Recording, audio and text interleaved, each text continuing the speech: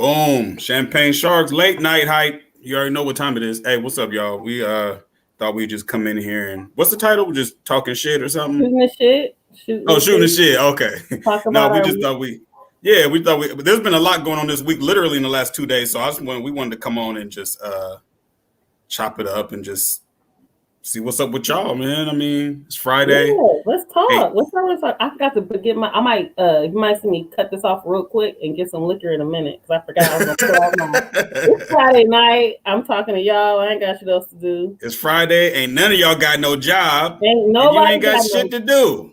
Ain't shit open to be doing shit. So I know, for real.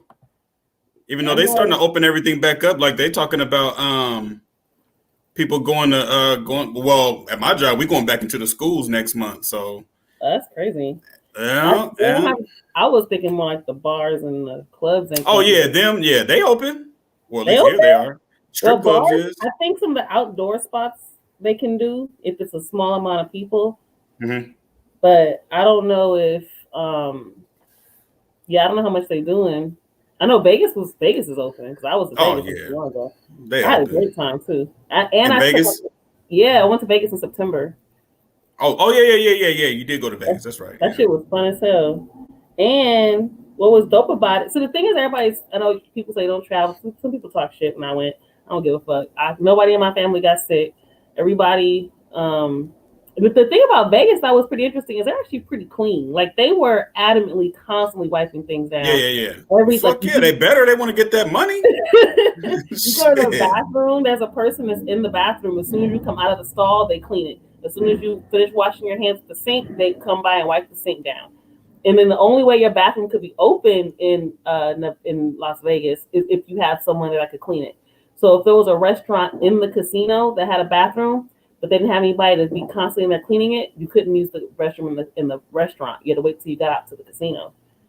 This is who in the house? Harlow in the house. Colonel COVID Gaddafi's here. There's other people here, but they're somewhere else. Colonel COVID Gaddafi said he's stoned. You know, hey, you gotta do what you gotta do on a Friday night. I'll be there in a minute. You know, the crazy thing is about everything opening up and people tripping. I'm like, okay, if they do open everything up, you can still wear a mask, bro. Right. Just keep wearing a mask. Well, and you don't have to go. And you don't have to go. That's why I'm not tripping because, you know, I'm an old nigga now. I don't be out like that. I'll be in the house.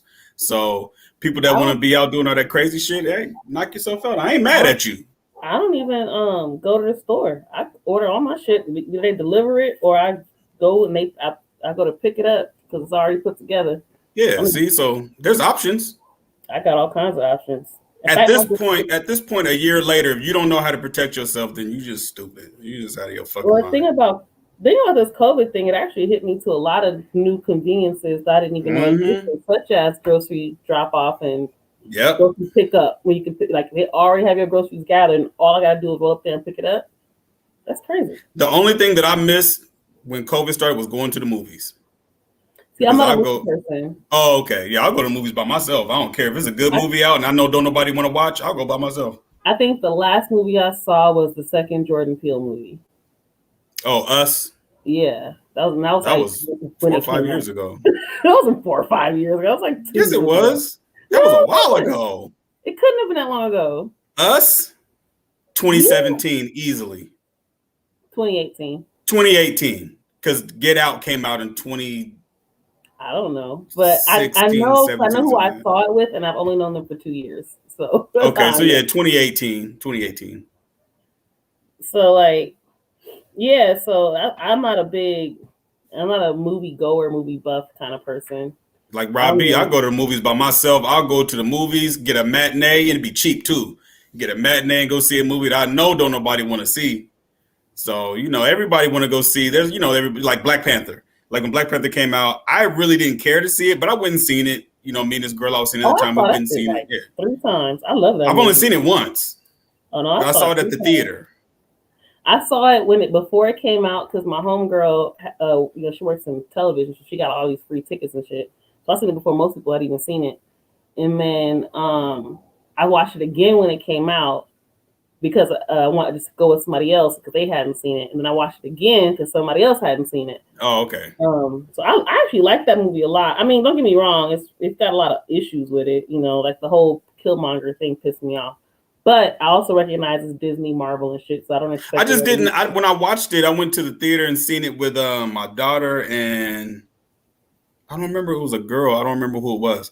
But when I went, it wasn't my ex. It was another chick. But when I went to go see it, and I watched it, I'm not a big time superhero movie buff though either. You know what I'm saying? Like I don't really watch superhero movies. Well, I like the Marvel ones. They're okay. They're good. I can watch them. I've seen the last one was Batman with Heath Ledger, and then before that was Iron Man, I think. But I used to read all those comic books, so I never got off on watching the movies. But when I seen the movie, I was like, okay, it was cool. But for the way people built it up, I was like, oh shit, I thought it was gonna be better than this. Like, I thought it was really good. I mean, I thought the action sequences were good. I thought the way that they that's good. That was good. Yeah, I just thought the story was good. Yeah, the thing that made it bad is Michael B. Jordan can't act. So there's that. He's a shitty actor. Let's just be honest. Yeah, he's the black Keanu Reeves. Is he that bad? And I don't dislike Keanu Reeves or I don't dislike Michael B. Jordan, but I just don't think they're good actors for what they. My brother can't stand him. He don't like him as Wallace. He don't like him. Damn. You hate on Wallace too? Shit. He said he don't like Wallace or Michael B. Jordan playing. What's wrong with Wallace? Wallace is tight. I don't know. You'd have to ask him. But I can't. So I watched the movie, and I was just annoyed at how they clearly demonized the concept of revolution. And then at the end, when he just pretty much opened up Africa, that really, or Wakanda, that shit pissed me off. I was like, why would they do this? But then I also talked to my brother about it. We were talking like at the same time, it's Disney and Marvel. Like you can't expect them to like give you a story of revolution that's going to be positive. No, why would they do that? Why would they show you how to get free? What do you mean? Right. Makes no sense. Why would you need Disney if you get free? Why would you need us? The thing, they realize Black people we'll settle for symbolic shit.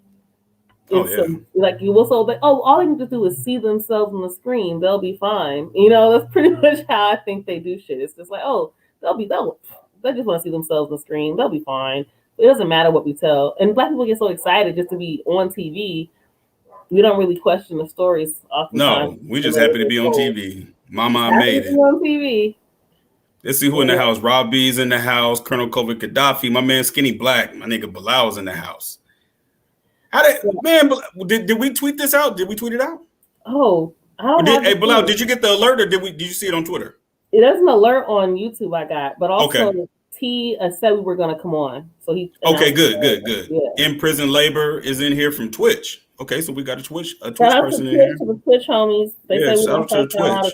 So shout out. Okay, yeah. He said he saw it on Twitter. Okay. For show. Cool.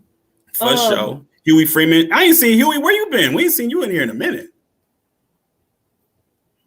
I feel like Huey Freeman is here. I haven't seen Huey Freeman in here. Oh, T tweeted it. Okay.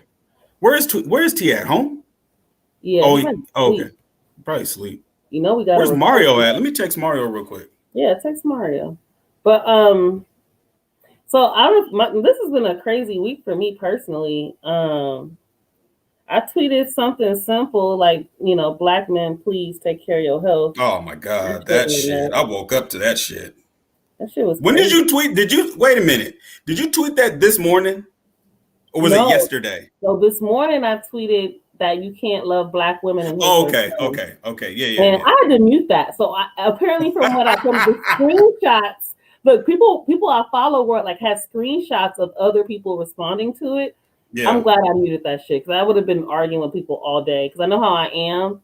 And you're learning fast, Vida. Yeah, I just started blocking people and I'm not even debating you. Like, because to me, there's no debate there. And if you're going to go out of your way to find a way to be hateful towards Black men, like, that's weird to me. Like, you're not going to come here and justify being fucked up because, I can love Black women and hate their sons. Watch me. You can't.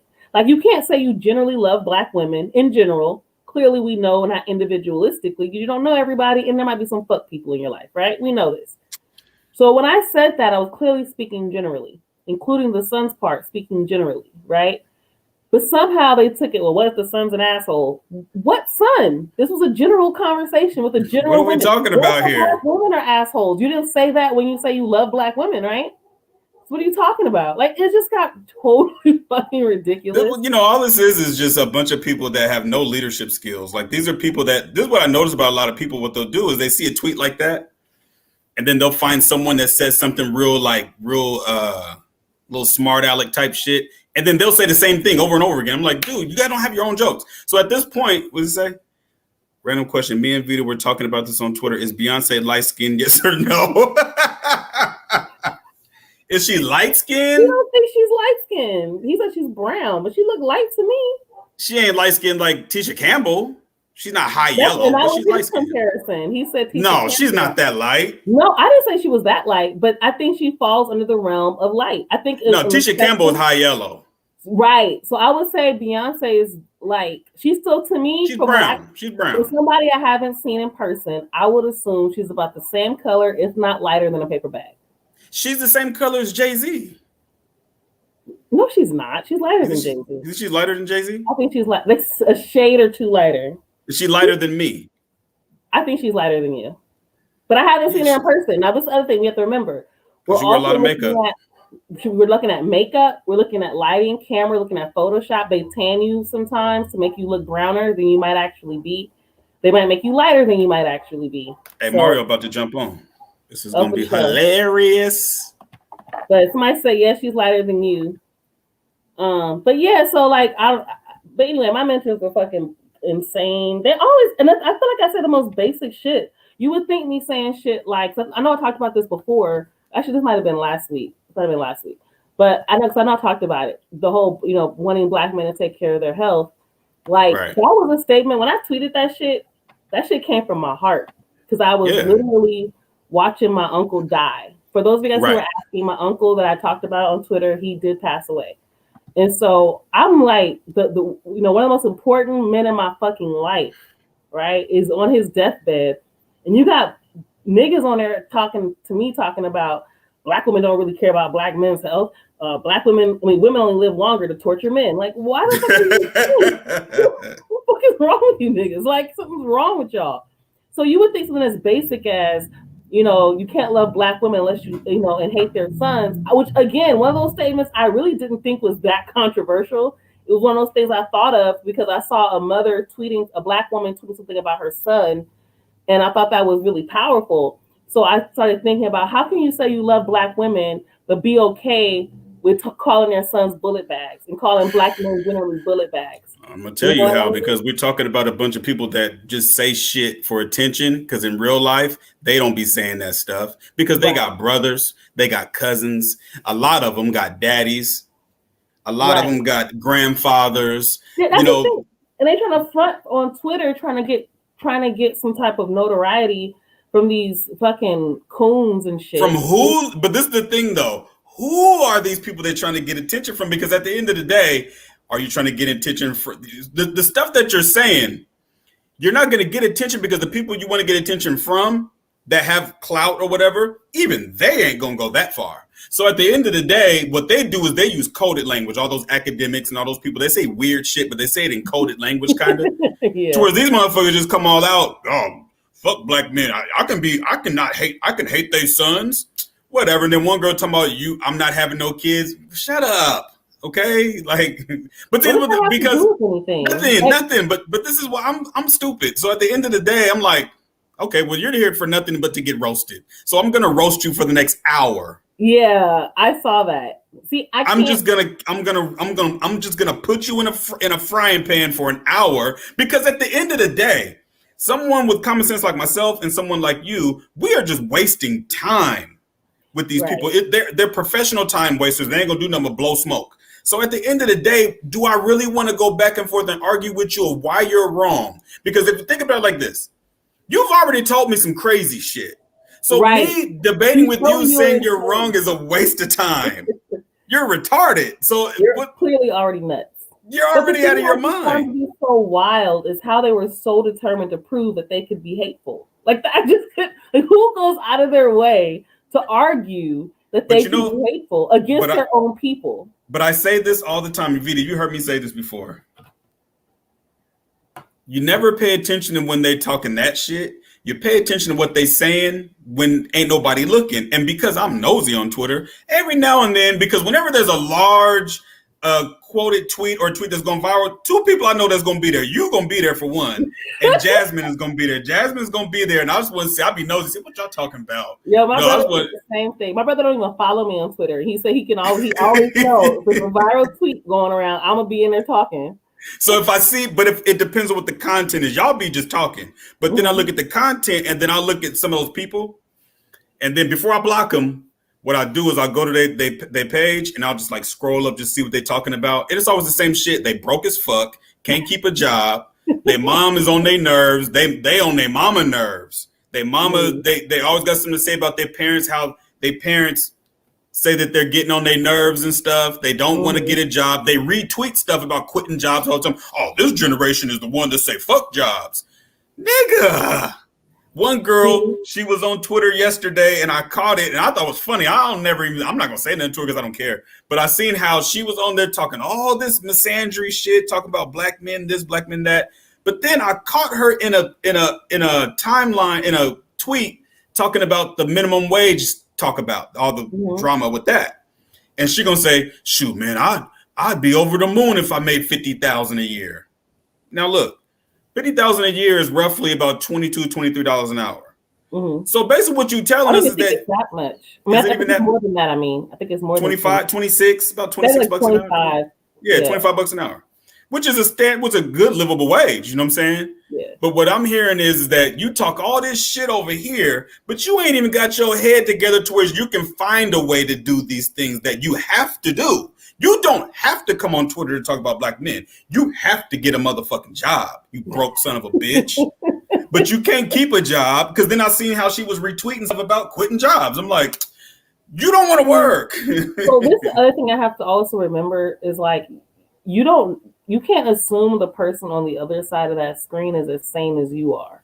Exactly. Right? So some of these people I started realizing they're a little mentally ill. The reason why I say that, and I don't mean that in a fucked up way, because as I openly share, I have mental illness, but I deal with mental illnesses. But there's levels though. There's levels, and there's certain types, right? Yeah. So I think some of these people really be a little off. Because one girl was like really confused by my tweet, and I'm like, "What?"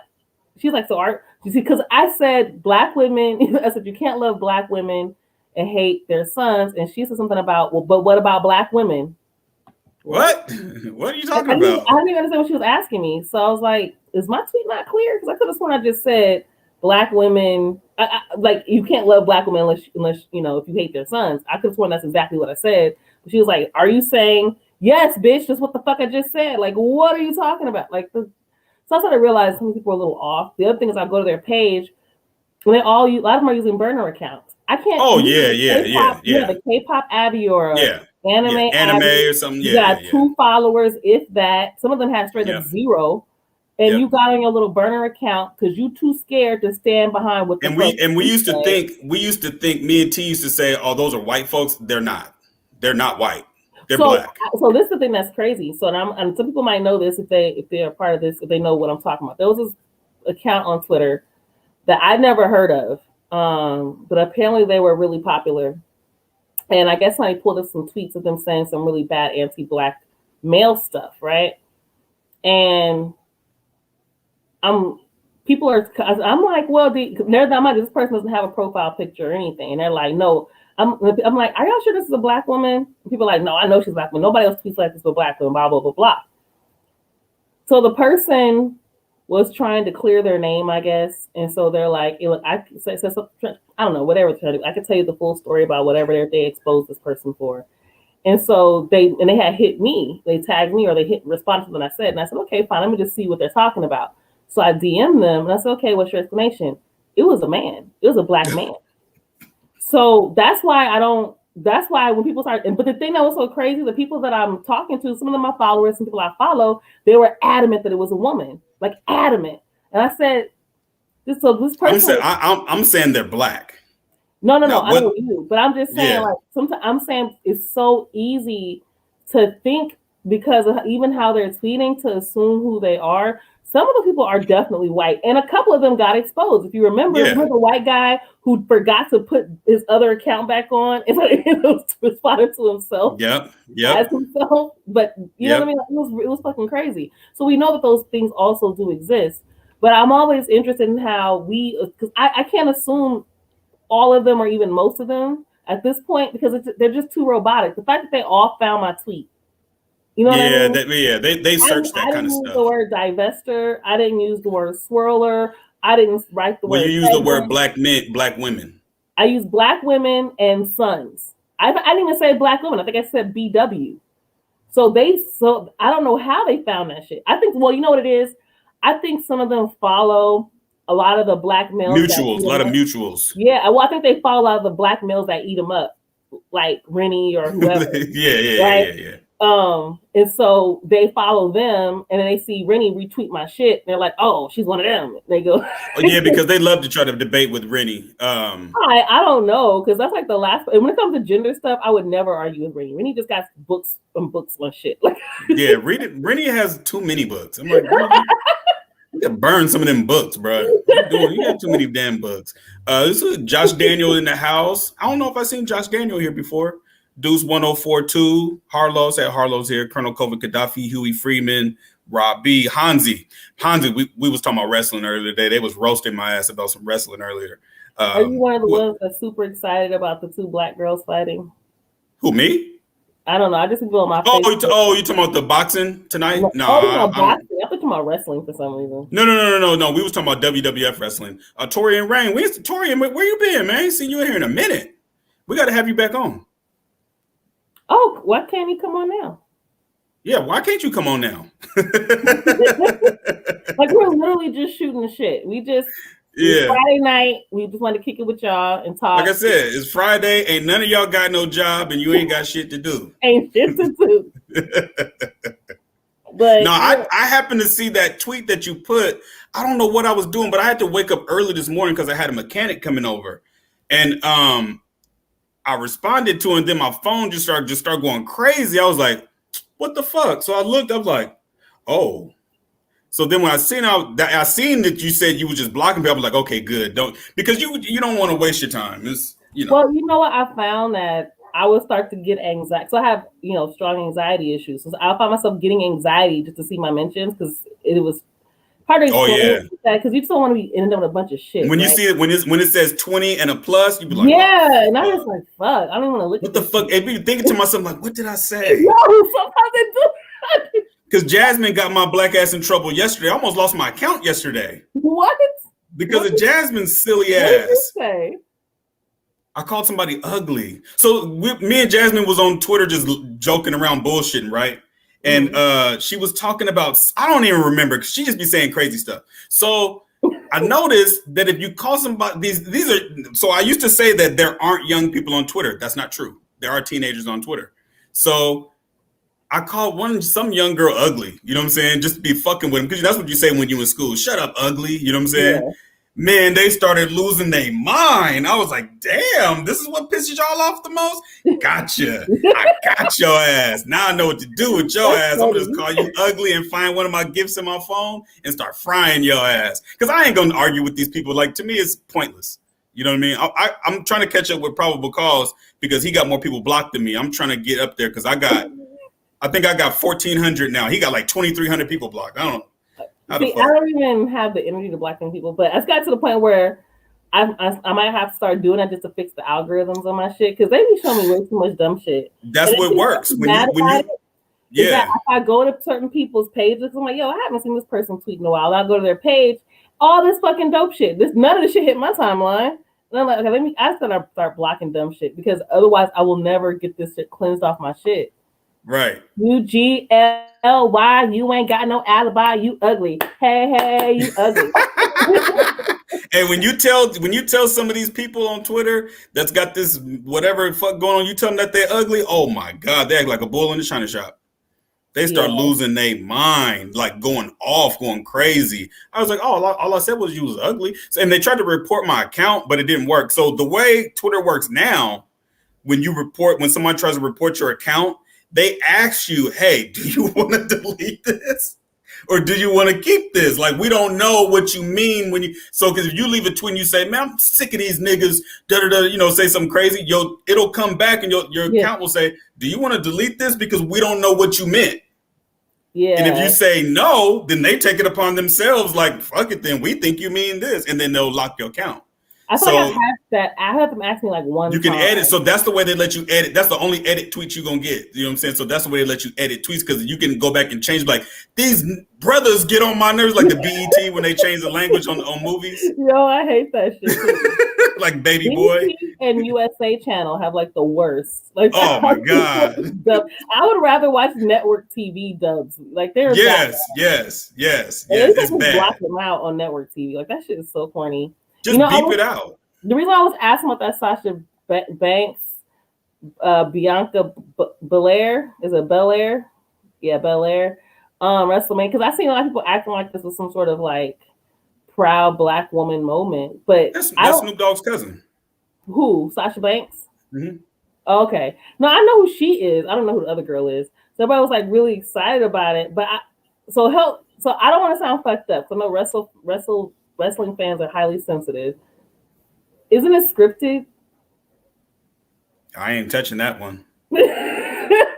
So is this really an achievement if they were like people when it comes to certain things, to me it's like it's not like they actually achieved anything. They just the white people in charge just tell you about to get in trouble, bro. He said it's scripted. You in trouble, bro. No. So look, I don't watch. But hold on. What I'm saying though is that so it's not really an achievement because they just had to let the writers write it. Right? So perfect example is you seen the one dude, Apollo Crews, the other day. He's coming out, he's Nigerian and all this kind of stuff. And you seen how a lot of Black folks, especially the ADOS people, were mad at him because he was talking about Nigerian this and all this stuff. And me and Jate was talking about this. And I was like, and I told Jate, I said, these Negroes are about to take this shit to level. They don't understand that this is wrestling. Like, this is what they do. It's called drawing heat. So they'll get on TV and say anything. And have people losing their mind. The history of wrestling, from what I saw, because I actually watched that TV show Glow. And so I remember that. So that actually made me interested in wrestling because I thought that was really a good show. I don't know if it still comes on. I haven't checked, but I liked it. But when I watched it, it made me want to learn more about wrestling because they were talking about their stunts and shit. And that was actually kind of cool. Yeah. So I watched a documentary about the history of Glow, or not Glow, whatever they called it, the women's wrestling thing. When they in the documentary, which by the way, the TV show didn't do too bad of a job of getting those characters. I remember Glow from back when I was a kid, like years ago. I think they toned down. Yeah, that's right. Gorgeous Ladies of Wrestling. Mm-hmm. So they toned it down even in the TV show because the real one was like racist as fuck, right? Like, oh yeah, I don't doubt that. But it wasn't. But the thing that was so crazy is it wasn't just like racist. Like they have like the character, the welfare queen. Like that was kind of racism that they had, right? Yeah. But it was almost like purposefully antagonistic. You know what I mean? And not just her character. They had, like all the characters were pretty much problematic in some ways. Yeah, Even on the TV show, one of the characters played a terrorist because she was Indian. Like, see? So when people were talking about Apollo Crews, I was telling Jate, I was like, they don't want to see Iron Sheik and Sergeant Slaughter back in the 90s during the Gulf War. And they play on these headlines. That's what wrestling is all about. So when you see like even when it comes to race, even though it's gross, they have a wrestler called the Godfather, and he's in the ring talking about pimping and all this kind of shit. I've seen that one. You know what I'm saying? So, that was in that. Now, mind you, this was on TV, but is wrestling fake? Yeah, Saba Simba. He's another. Yeah, Saba Simba. I'm gonna Google Saba Simba. But the thing about it. Go ahead. I'm sorry. No, I was gonna say that the thing about wrestling is it fake and scripted? Yeah, but the bumps are real. Dudes are really out there getting hurt. I know they're stunts. I know they're stunt actors and all that. So I totally respect it as a skill set. So I'm not skill set. But what I'm addressing and basically what Purple Culture said, he just said it's an achievement because Sasha and Bianca are probably going to headline WrestleMania. 2 Black women. Bianca just won the Royal Rumble. So this is what I mean. Is it an achievement because all that had to happen was the writers had to write it? Absolutely. So what did they actually achieve? The writers just had to say, or whoever's in charge to say, we should let two black women fight because it's the year of the black woman, whatever they. Well, the reason why they don't is because wrestling is huge in the South. So black people winning is not necessarily, they don't want that to happen too much. So he says because they never write them for those roles. I get that. Yeah. That's my point. All they had to do was write it.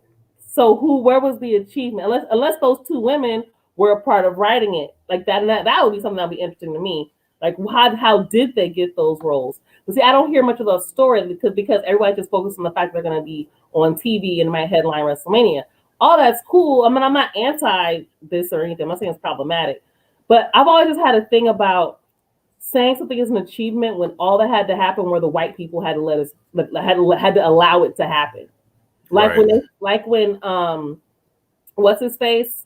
Jackie Robinson joined Major League Baseball. So he broke the color barrier, but all that had to happen was white people had to let it happen. Does that make sense? Had to allow it to happen.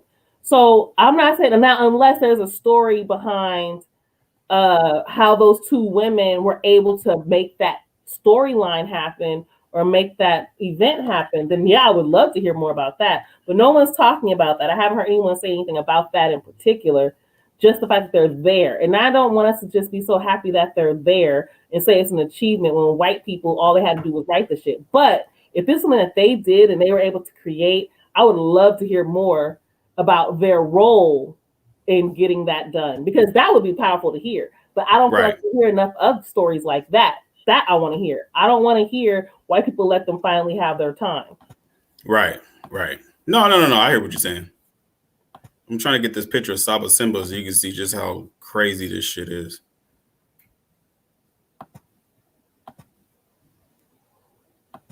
Can you see this? Yeah. Why does it look like that? Go back. Okay, how about now? You can see it, but just see if you can zoom in. There we go. Oh, that was the character? That's the character, Saba Simba. Not gonna lie, that's kind of a fly outfit.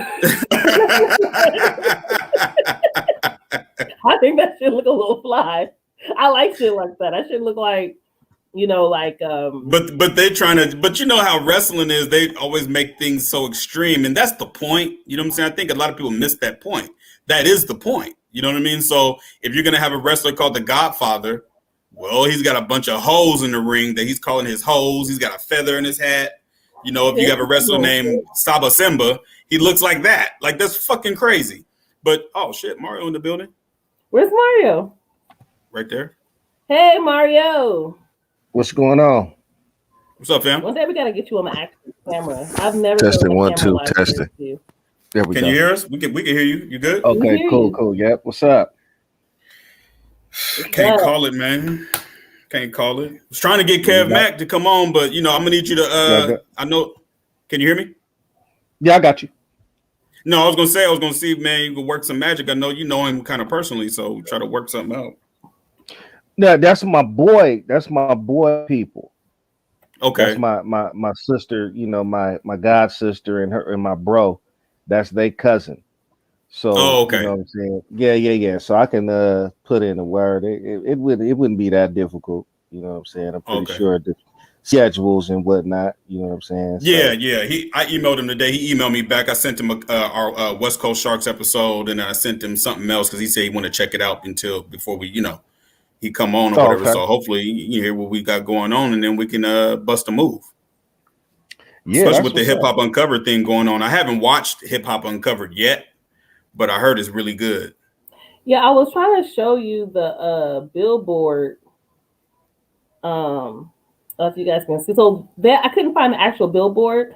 So the problem I had was that I couldn't quite understand what it was about because the billboard looked like this.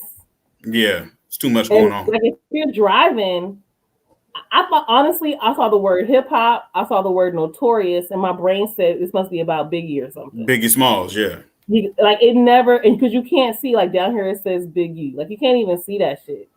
Like, oh shit, I can't even see that. Yeah, this is a terrible ad. So whoever did this is an idiot. This shit irritated me because I kept driving by it because there's one in Inglewood. There's a billboard in Inglewood on like La Brea and Centinela, and I was driving. I was like, oh, something about hip hop. Because I see something about hip hop. I'm there. Like, I'm all about that shit. And then I get over. I try to see it every time I pass it. I try to read what the fuck it is. I could never see what it is, and it wasn't until I was on Hulu one day, and I was like, oh, is that what that is? Like, there's no way I would have guessed it was about what it's about. The little docu-series about, you know, these guys in the hip hop industry. That's why I haven't watched it, so don't give nothing away.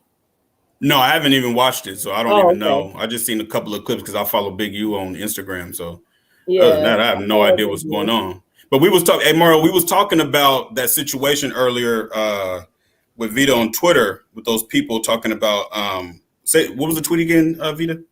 The one about black women. You can't love black women if you hate their sons. Yeah. That one. I also said I was open to dating a guy who had one arm and one leg, and some guy went nuts in my mentions and got mad. Damn. Probable cause could tell you. You couldn't even date a handicapped person?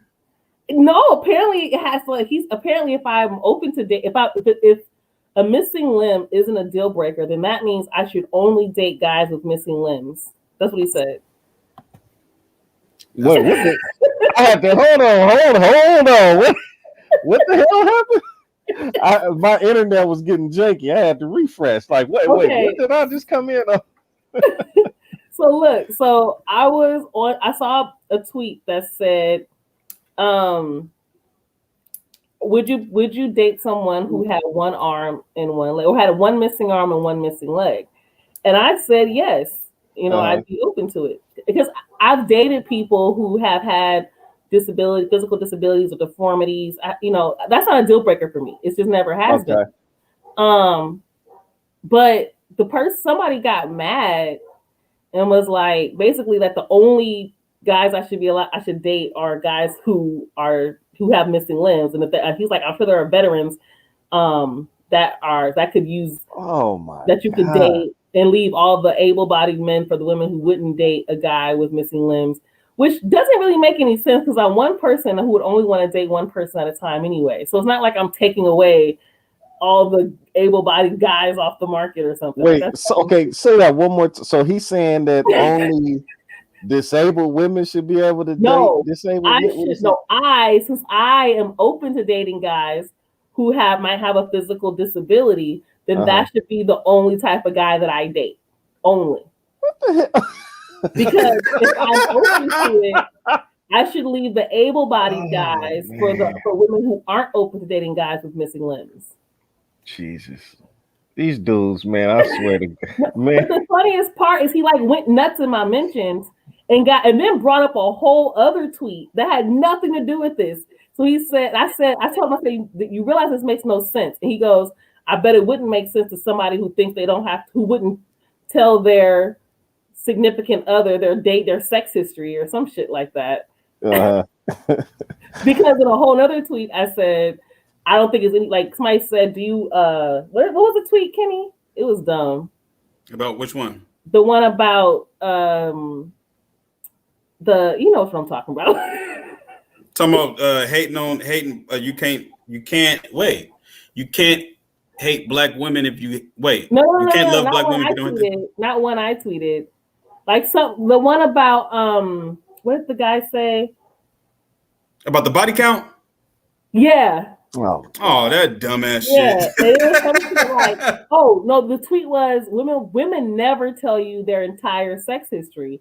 And I was like, neither do men because it's nobody's fucking business. Like, I don't want to know. I never said in that tweet that I personally wouldn't. Oh yeah, because I remember he got mad at me because I told him, man, y'all dudes is weird. I said, y'all the dudes that'll fumble some coochie. You'll get a chick to your house and get ready to hit and be like, how many dudes you slept with? They don't even want to do nothing no more. They want to go home. Like, what are you doing? And what does that information do for you? Like, how does that help you in any way? Well, because the next thing you're gonna say is, so was his bigger than mine? That's the next thing you're gonna say. That's exactly what they. That's exactly what they're saying. Is I have low self-esteem and I'm insecure, and I am clearly ill-equipped. And you're too experienced. What'd you say, Mario? What position did you do it in? Yeah, all kind of. It's weird, bro. It's weird, man.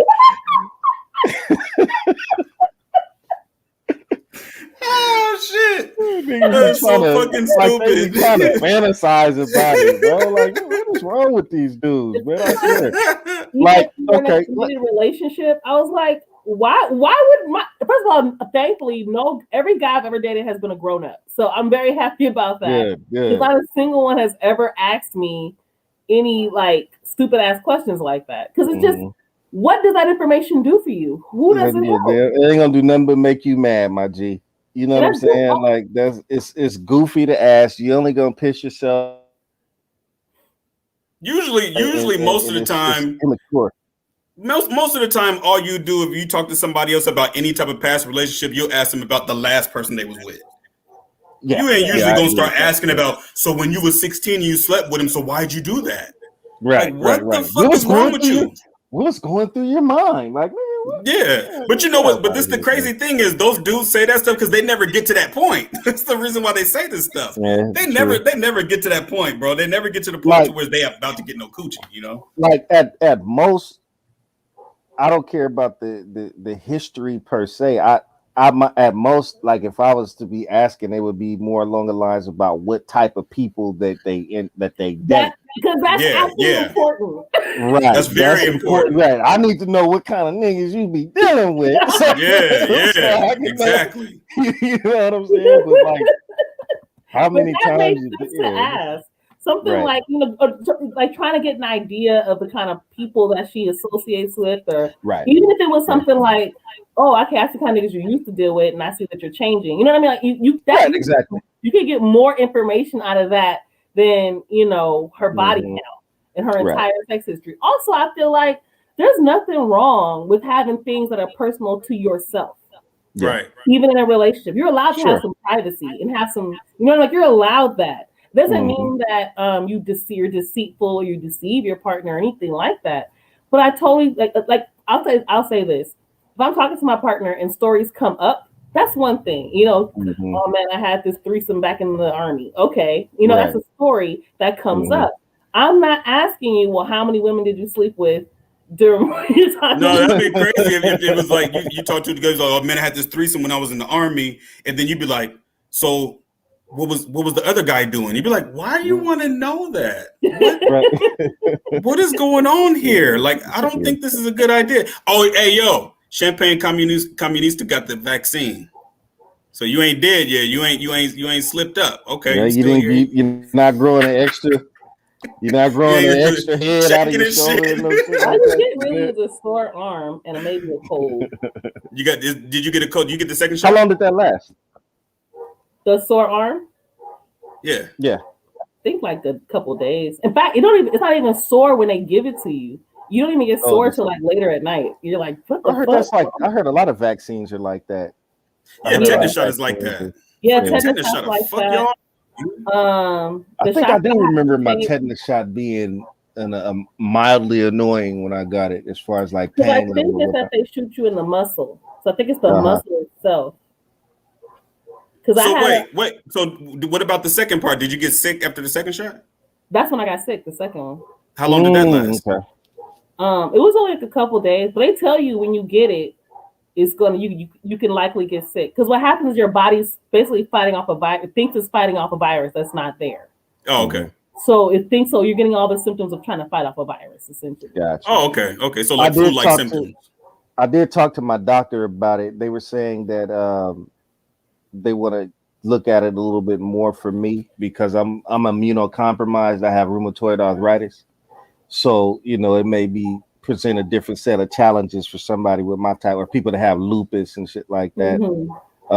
So it may be something that I might want to avoid for whatever reason, but they got to kind of look at it a little bit more. So I'm gonna have to just wait and see, I guess. I've never had a flu shot or anything like that. No, me neither. I've never got a flu shot before. Yeah, I didn't know there was a vaccine for H1N1. I actually got H1N1. Really? That's a swine? Yeah. Wow. That was really sick as a dog. You know what's crazy? I remember the swine flu thing, and I remember thinking, why are people making such a big deal about it? Like it didn't even click in my head that it was a big deal. But it turns out it was a pretty big deal when everything kicked off. H1N1 swine flu. avian, all those different flus. It was a relative. I just don't remember it being the all the hoopla surrounding it like No, with this. no. You Back in that was when I got that shit. That was in '09. It was like either know? '09 or 2010. Man, I was sick as a dog, man. I was in the bed for like 3-4 days. You know what I'm saying? But I mean, I guess, this, I don't know how true it is. My sister told me this, but my sister tells me a lot of things. So my sister tells me a lot of, my older sister, she tells me everything. So she told me once that she said that the reason why that it wasn't a lot of hoopla with swine flu because Barack Obama told the media to not make a big deal about it. You know what I'm saying? To basically not really report it, like, because I looked it up. And there was the same way, you know how with this COVID stuff, we had all these football programs in college that had to postpone games and all that kind of stuff. Well, it happened then too. I think University of Wisconsin and it was a couple other universities where they had a full blown infection, like ravaged the whole team, where they all ended up with swine flu. Okay. But I believe they still played. I can't remember, but I think they still played. They didn't take any days off. So I think, it kind of makes you wonder, I don't know. I'm gonna have to look into that, what your sister claimed about Barack Obama doing that, but it kind of does make you wonder if we had a Democratic president during this epidemic, how the media would have been reporting things as opposed to having a conservative Republican type president. Right. Because I immediately, the first thing I thought was, oh, the media gonna tell on everything because they want to get this motherfucker out of here because he's been talking shit to the media. So the more they report it, the more you could blame it on him. And then once we get past him by summer, it's gonna start kind of dying out a little bit, and Yeah. Oh, yeah, he said Obama didn't want it to destroy the already weak economy at the time. I believe it because I think we was in the middle of the fucking the economy had already crashed. We was already in the middle of the housing crisis. Damn, man, my bad, y'all. My internet connection is, I don't know what it is. My internet connection is janky as hell right now. We can hear you. You can't hear us? Oh, now I can hear you. Oh, okay. Did y'all heard everything I said? Yeah. Oh, okay, cool. Yeah, we heard everything you said. Yeah, my internet's been tripping too. I think it's a conspiracy. You know how the feds be on us. Man, you ain't lying. When you're saying something important, when you're talking about some bullshit on Twitter, watch the internet is gonna cut out when I talk about my big giant bottle of Gentleman Jack. What the fuck is that? Damn. Gentleman Jack. What is Gentleman Jack? Jack Daniels? Jack Daniels? A nicer version, it's a smoother version of Jack like a nicer. Oh, it's the one that the slaves didn't make. No, you're about Uncle Nearest. Yeah, Uncle Nearest one did Jack Daniels. Yeah. I haven't been able to find Uncle Nearest though. They don't. Not everywhere sells it. That's like Hennessy White. You can't buy it in this country. You got to buy it in like Mexico. Can y'all highlight Revolution's point? Oh, to answer your point, Mario, I think you can see that kind of with the average. Oh, you can see that kind of with the coverage of Cuomo and the nursing homes. What's the deal with that? What's the deal with that? Right. But I will say the one thing about the media is they're like cops. Like, so if you attack one, they kind of like swarm in. Like absolutely. They're very coded like that. Right. Like, media people stick up for media people, period. And that was the worst thing Trump could have did was start talking shit about the media because they control the narrative. So now they can say whatever the hell they want to say about you. You know? They got him the fuck out. I think that was part of the reason why he got out of here. Exactly. They were doing everything they could. Yep. Yeah, no doubt. I saw they cut off his some of his live speeches. They just cut away from it. You know what I'm saying? When he was still running around telling people he didn't really lose and all that. Anytime he would start talking about that, they would just cut off. I'm like, damn, I ain't never seen that before. Man, the media didn't give a fuck. When it came time to get that dude out of here, and you see some of his own homies jumping off the ship, oh, they was like, oh, y'all turning on him too? Oh, yeah, we about to fry your ass. Yeah, so, when Fox got off the bandwagon, Yep. Already knew it was over with. Yeah. Oh, that's Fox when it was a wrap. I don't even pay attention. Oh yeah, the media is going after Cuomo because it's easy to do that now. So what happened with Cuomo? So I heard that it was sexual assault. I don't know. Some type of sexual assault. So that's all yeah, I that's read. right. Yeah. That's what I remember hearing about. Oh, here it is. Basically, Cuomo's administration has sent COVID positive seniors back to their nursing homes. It's believed to have caused thousands, about 15,000 of What the unnecessary fuck? Are you deaths. serious? Mm. Whoa. Oh, that's That not a is good look. that is some sick shit. Yeah, And that's a he's on the bad media. look, man. Remember they were praising him in the beginning about how he was always informing the public and he was on top of it. And oh my Yeah. God, that is They were Yeah, bro. saying wild. I he's don't the even. president. Remember, they were like, yeah, he's acting Yeah, like a real president. Yeah, yeah, yeah. Yeah, yeah, that's yeah. right. They did say that. They was Mhm. trying to do him like they did Rudy Giuliani after 9/11. They were trying to make it like Rudy Giuliani was the man after Yeah, get 9/11. your ass. Like this fucking Yo, That scammer, weirdo. That weirdo. fucking weird ass motherfucker. yo, not only is he fucking weird though, like that motherfucker is a fucking terrorist. Like he Yeah. terrorized black communities. And you Oh have yeah. these Hell Negroes sitting up there talking about he's for New York. Like Negro, why are you sitting next to this white man that spent so much money making sure to demonize black communities in New York? Like that's Yeah. insane. He was known for Without lying. shame either. He didn't have no shame about it. To this day. yeah. You know what I'm saying? He's still yeah, he's a piece of shit. I don't have any respect for Rudy Giuliani at all. No, I listen to I so have many nothing good to old say New about York him. rap songs, and they talk so much shit about Giuliani in most of Yeah, Yeah. the songs. yeah. You know that motherfucker was he was a one of those, he was one of the attorneys that was locking up the mafia. Like he was one of the main ones. That was the guy. So when John Gotti and all those guys, he tried to put John Gotti in prison like 3 different times, and Gotti beat him. That's when they started calling him Teflon Don. You know what I'm saying? So him and Giuliani don't like the mob. He don't like nobody. Definitely don't like no niggas. But he don't like even though his family has history in organized crime, this motherfucker was going after the mafia and shit. So he's a piece of shit. Yeah. He's literally just like Donald Trump. He's just a piece of shit. You know. B. Scott said Rudy and Bloomberg might as well do one of them Dragon Ball Z fusion dances. I can't tell the Who in difference between Bloomberg? Bloomberg, that fucking piece of Giuliani and shit. Bloomberg. Giuliani for sure and Bloomberg. Those are some Yeah. fucking slimy ass. It's so crazy how New York politicians be so fucking slimy and they still get elected. Yeah, Dude. really though. You know, Like, damn, Yeah. like Bloomberg slimy. might be even more of a dirtbag than Giuliani. Hell yeah. Oh, Bloomberg? Bloomberg, yeah. He's like a billionaire, right? Fuck yeah. He He's got owns a like ton the of bread. media. He has like his own media company, right? Yeah, Bloomberg. Yeah, Yeah. several of them. Yeah, I think he owns Yeah, several that's media cool. companies. Yeah, He got a Oh, channel too. He has a he's, channel on TV, the Bloomberg, whatever the fuck the name of that channel is. Bloomberg something. Oh yeah, Bloomberg TV. Uh-huh. That's what it's called. He's able to play both sides of the fence, so he can tell you the lie and then propagate it on his channel. Isn't he a liberal? Supposedly. He did do supposedly everything. I He's think a conservative Democrat. yeah, something very like that. Then I think he switched to independent at one point. Like he's been all over the Which place. means Republican. Right? Yeah, pretty much. He's a Yeah. Democrat that is more of a Republican.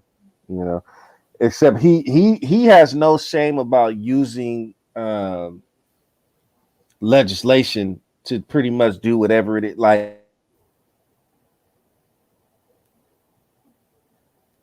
We just lost you, fam. Yo, what happened? Sent him to space. See, that's some feds coming at him again. See? Sent him to outer space.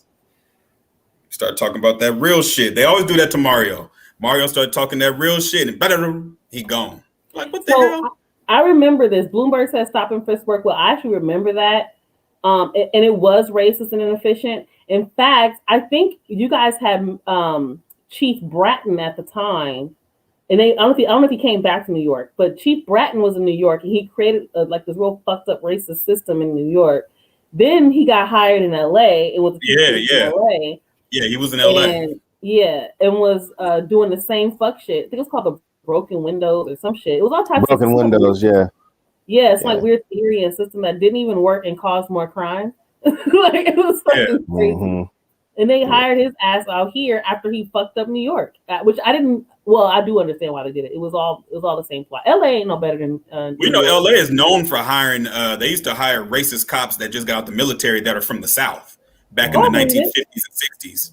They used to hire like dudes straight out of the military from the South, and they were hired in to be a part of LAPD and the sheriff. Listen, Firestone Sheriff out there in fucking doubt it. Like the thing about LA is that they like to front like they're this liberal city and all that bullshit. But we have the most notorious police department in the fucking country. Only the top 3: LA, New York, and Chicago. Those are the top 3 historically crooked.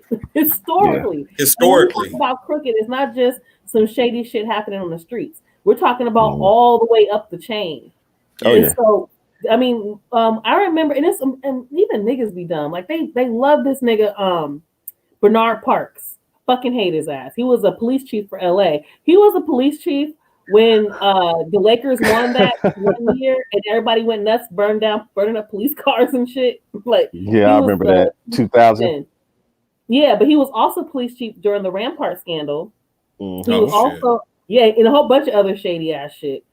You know, these Negroes were hurt because the mayor at the time, Mayor Hahn, he had fired him, and these dumb Negroes elected him to be the city councilman for the 8th district, which is South Central, a big chunk of South Central. This man hated black people. He was a fucking cop. He used to get niggas arrested all the time. In fact, he used to push the loitering laws by the way, loitering laws are literally racist laws. So most people don't know that. They were literally purposely find ways to lock up niggas. From Jim Crow era till now, that's what they used to call them vagrancy laws back in the day. Vagrancy laws, And I actually heard Mayor Bratton say that's what the purpose was. He was saying that the purpose of the loitering laws was to be able to get gang members even when they weren't doing anything. That's basically what the injunctions are about. And that's pretty much, they now just replace that with injunctions now. You know, it was not even replaced. That was part of the injunctions, because the injunction shit was going on for a long ass time, right? In LA, right? But loitering is like, you know, for the hoods that niggas are kicking in front of the liquor stores and all of that, you know, or at parks or whatever. Now, gang injunctions is just anywhere, period. Like if y'all gathered up together, no matter where you are within the confines of this injunction, y'all all going to jail. Like that's crazy to me. All of it's crazy because I remember it was like if you were in a group of 3 or more. I was in high school when they trained us on this shit, right? Because they had they were literally telling us what we were allowed to do. So one of the things was if you walk in a group of 3 or more, the cops can label you a gang. So like how wild is that? You can't even walk home with your friends. Right. And when I used to work with kids, like I worked with a couple of kids, a couple of them were in gangs they lived in the same projects. No, I'm sorry. The kids weren't in gangs, but they lived in the same projects, right? Right. And one of them, I think one of them older brother was in a gang or something, and something went down. They both got in trouble for it. So they were put on the gang injunction list, even though they weren't in a gang. And part of being on that list meant that they couldn't go to school at the same time. So their best friend who lives across from them had to leave earlier than the other because they was against the law for them to go to school together. Yeah. I think it was also something like you couldn't wear certain kind of T-shirts and just wild. Yeah, you couldn't wear a white T-shirt or something. Because if they said anything that looked like it could be gang affiliated, it was all type. The rules were so fucking insane, and sometimes that's part of the reason why Crips started wearing red. You know what I'm saying? Like you ever see now? Like you see a lot of Crips wear. Matter of fact, Crips wear more red than Bloods now, which is crazy to me. But in a lot of areas, Crips wear more red than Bloods do. But that's a part of the reason why is because of the gang injunction. So we're gonna switch it up. You know. Yeah, the gang is a fucking farce. It's a scam. Yeah, they really going heavy after the new DA in Los Angeles. What's his name again? I voted for the dude. I can't think of his name. Gaston. Yeah, they really are. They really on his neck right now. You know, because they're trying to paint the recent spike in crime to Gaston, and I'm like, dude's been in there since January. You know what I'm saying? The crime spike. Yeah. Well, which is really unfair because one, we're in COVID and everybody's losing their fucking jobs. So how can you blame that on the person who's in office, who just got in office? Well, I couldn't even really blame that on really anybody outside of poor management of what's happening. And I think that goes to the federal level. Like these niggas is out here hungry and starving. I just got laid off from my job. Niggas is wilding right now. It's rough out here. It's going up everywhere. There's a direct correlation when there's no jobs. there's going to be crime. Crime goes up. Yeah, for sure. It doesn't matter where you at in the world. Southeast Asia, Eastern Europe, when jobs are gone, there's crime. Exactly. But I will say, crime is always going on in LA. It's just, it's just police can kind of play with the numbers a little bit as they see fit. You know what I'm saying? They do little slick shit like that. But what is all that racket in there, y'all? Come on, man. Hold on, man. I'm sorry.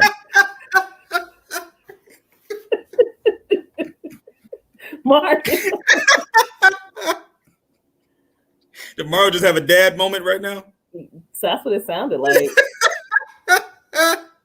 I was gonna say though that so one of the big things that I noticed with the gang injunctions in particular is how they were used to target young people in particular, teenagers in particular, right? Yeah. Now, mind you, ain't shit for teenagers to do, especially right now. Where the fuck are they gonna go? You can't be in the mall. Schools are barely open. Schools are barely open. They don't want too many people in the mall at the same time, right? So, and that which is like the ultimate teenager hangout. You can't even hang out no more. These kids aren't even in school. They don't socialize. They have shit else to do. And so now they run in the streets and they're enforcing stupid laws on top of the fact that we're going to have certain things increase during a time of the pandemic, right? You're going to have people, like you talked about, jobs and poverty are directly correlated with crime. The lack of opportunities for young people directly correlated with crime. Remember when they cut all the after-school programs in the 90s? That was a big fucking deal. Yeah. That was a big fucking deal, and it hurt a lot of us. If it wasn't for the fact that some of the local community churches and some of the local organizations were trying to do things for the community, there would be nothing. And even then, they didn't have the capacity to take all the kids. So You're talking about all these things that happen in our communities. And then we have, and now we have something that happen, and then we have this layer of a pandemic. You're gonna have high crime. You're gonna have kind of things happen, especially if there's nothing being done to mitigate the damage that's being caused by all this shit. Like there's nothing being done. You got to check where that $2,000 check. In fact, $2,000 ain't even a fucking enough. I don't even know how we even have this conversation about the money, but they don't even have. They can't even have the decency to give you enough money. Go ahead. These people are so crazy. They said that if they give everybody the $1,400, they won't want to go back to work. What? Motherfucker, rent is $1,400. I was gonna say that's like a month of rent. So at the end of the day, what they're doing is this is what they do, especially in a big city like LA. Yeah. Rent 1,400 at, man. Yeah, exactly. Y'all in California, Southern California at that. So you got these people talking about, crime, you know what I'm saying? And they knew that with the pandemic in an economically depressed area, it was going to get worse. What they were just waiting to see is how bad it was going to get and what type of crime. Mm-hmm. Was it going to be property crimes, robberies, gang violence? What is it going to be? Is it going to be drugs? Because then they can get ready to get them prisons primed and ready to go. They already knew that this was going to happen in major cities, Chicago, Los Angeles, New York City. I remember because T was talking about how crime had rose up in New York City. And when I think about New York City, I think about gentrification like a motherfucker. So even in a gentrified ass area like New York City, Brooklyn, of all places, crime is up. Where there's not nowhere near as many black people in Brooklyn. As and let's not even get into the homelessness. So LA was already in a homelessness crisis. Yeah. We were all literally, I did a whole special on this, a radio special on how bad the homelessness in LA, particularly amongst African Americans. We make up 9% of the population of California and LA, and we make up 40% of the homelessness in LA. Wow. 40%. And we're only 9% of fucking LA. So we were already fucking struggling. This is it's insane the shit that's been going on already. And then you add this pandemic on top of it, it's just made things worse. I think Mario got cut out on this. Did you get cut out?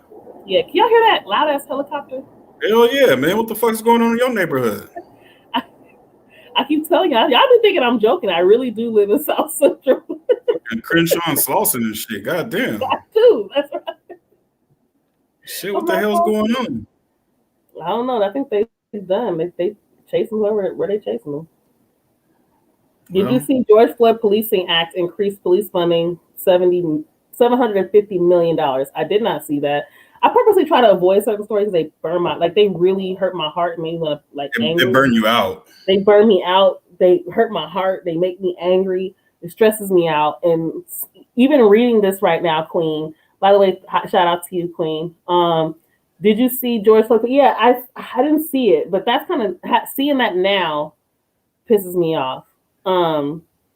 That's some sick shit. Because this idea that we need more funding for police is insane, which is why Biden was a fucking nutcase. Right. And he's talking about, and then the defenders of this shit was like, it was funding for more social workers and more programs for with psychologists. Why does that need to go through the police department? I don't trust them niggas with shit. Do you trust them with your mental health? Hell no. Them motherfuckers ain't gonna do a fucking mental health check on people without killing them. How many times do they get to fail? You know what I'm saying? They get to fail as many times as they get. It's crazy, man. How many people they gonna kill, beat up, arrest, all of that? They should not be anywhere near any situation where a mental health crisis is in progress. Like, get them motherfuckers out of there. They don't help nothing. Oh, Ray 2 times. What's up, fam? Hey, Ray 2 times. I'm so happy. Wait, somebody said that George Floyd. No, that didn't start this week. I thought that starts on the 8th or something like that. What? The George Floyd, the actual trial. Oh, I don't know. But I mean, these people they're allowed to fail up. You know what I'm saying? They kill a bunch of people and they get $750 billion for police reform or whatever they want to call it, whatever they're calling it.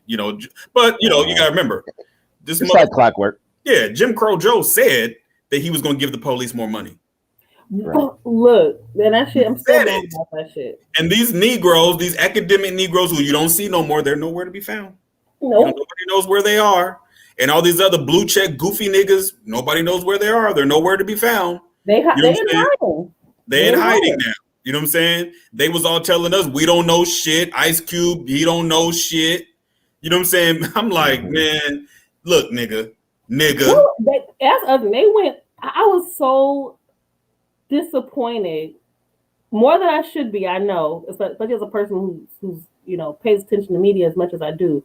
But I was so disappointed in Black media and how they shitted on Ice Cube. Yeah. Even if you don't necessarily agree with his plan, there's a way you can cover that story without being a fucking dick. Yeah. And a liar. And lied on him, misrepresented what he said. Yeah. And then try to take the side of the Biden camp, Kamala camp, the Democratic Party, when he said that they wouldn't meet with him. And they were like, no, they invited you to a conference call. He refused. It was a conference call. Do you know what those conference calls are? Nothing. They're a bunch of nothing. Right. It's a bunch of, he says, a bunch of rappers in a conference call. It's not a meeting. And that's the problem when you have an entire section of our community that are basically just de facto agents of the Democratic Party. Fact. Let's just keep it 100. You know what I'm saying? These people are agents of the Democratic Party first and foremost. They're not black first. They're not none of that. They're agents of the Democratic Party first, and they're going to carry out their agenda. You know what I'm saying? It's really a sad situation. And it seems like I could have sworn that more black people were going to wake up to this shit and really stand firm. Man, Mario, you remember 2016? We had a little low-key champagne shark bet going on. This is when Big Mike was still alive and everything. And I was like, ain't no way they're going to vote Donald Trump in. I remember. I was like, there's no way. That doesn't even make any sense. They was like, y'all was like, nah, bro, this shit gonna happen. We literally watched the shit happen. And in my mind, I was like, oh, okay, so these black folks, because they had all that fire and brimstone for Trump and all this, the alt-right, and you remember how Twitter was back then. It was fucking crazy. You know what I'm saying? Yeah. And looking at that, I was like, yeah, they niggas is gonna wise up. But think of it like this though. How many people at that time, like Professor Crunk, her big goofy donut head ass, she wasn't on Twitter back then. I don't remember her being on Twitter like I don't either. There's so many people that weren't there in 2016 because look, we talk about this all the time. We laugh about this. We laugh about this. She was there in 2016? I only know that because I followed her. I followed the whole do you remember Melissa Harris Perry? And yeah. That was with the Whatever happened to her? They got her off it. She did something on MSNBC, or she didn't renew something. She got pissed and left.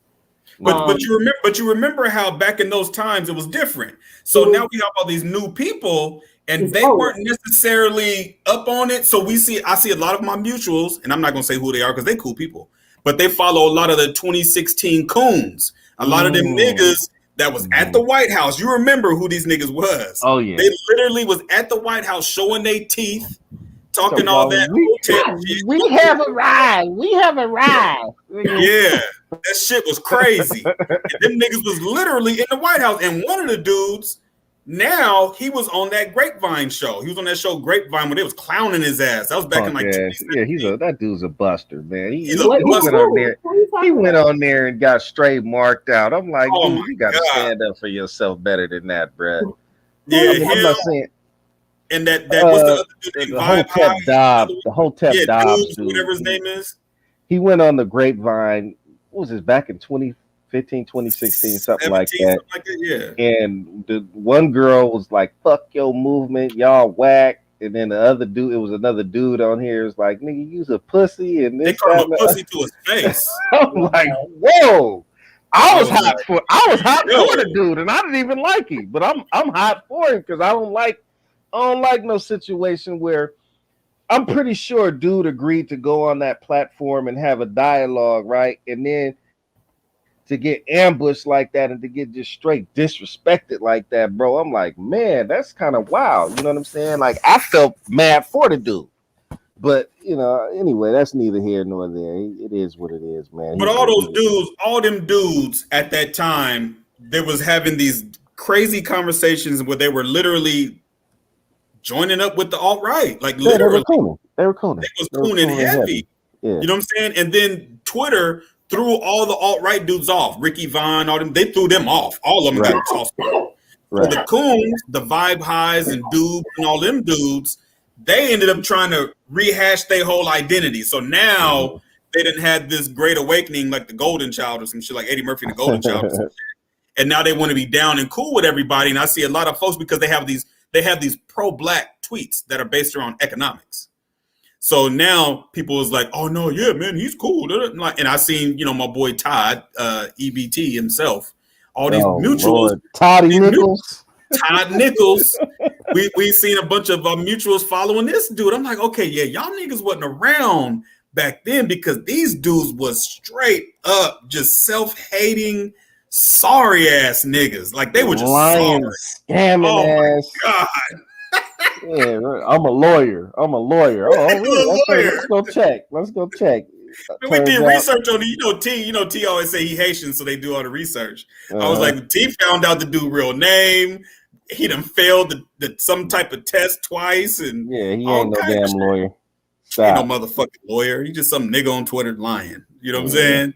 And that's when I started saying niggas get on Twitter lying every day. They wake up, don't even brush their teeth, but they tell a lie first on Twitter. Then they go brush their funky ass teeth.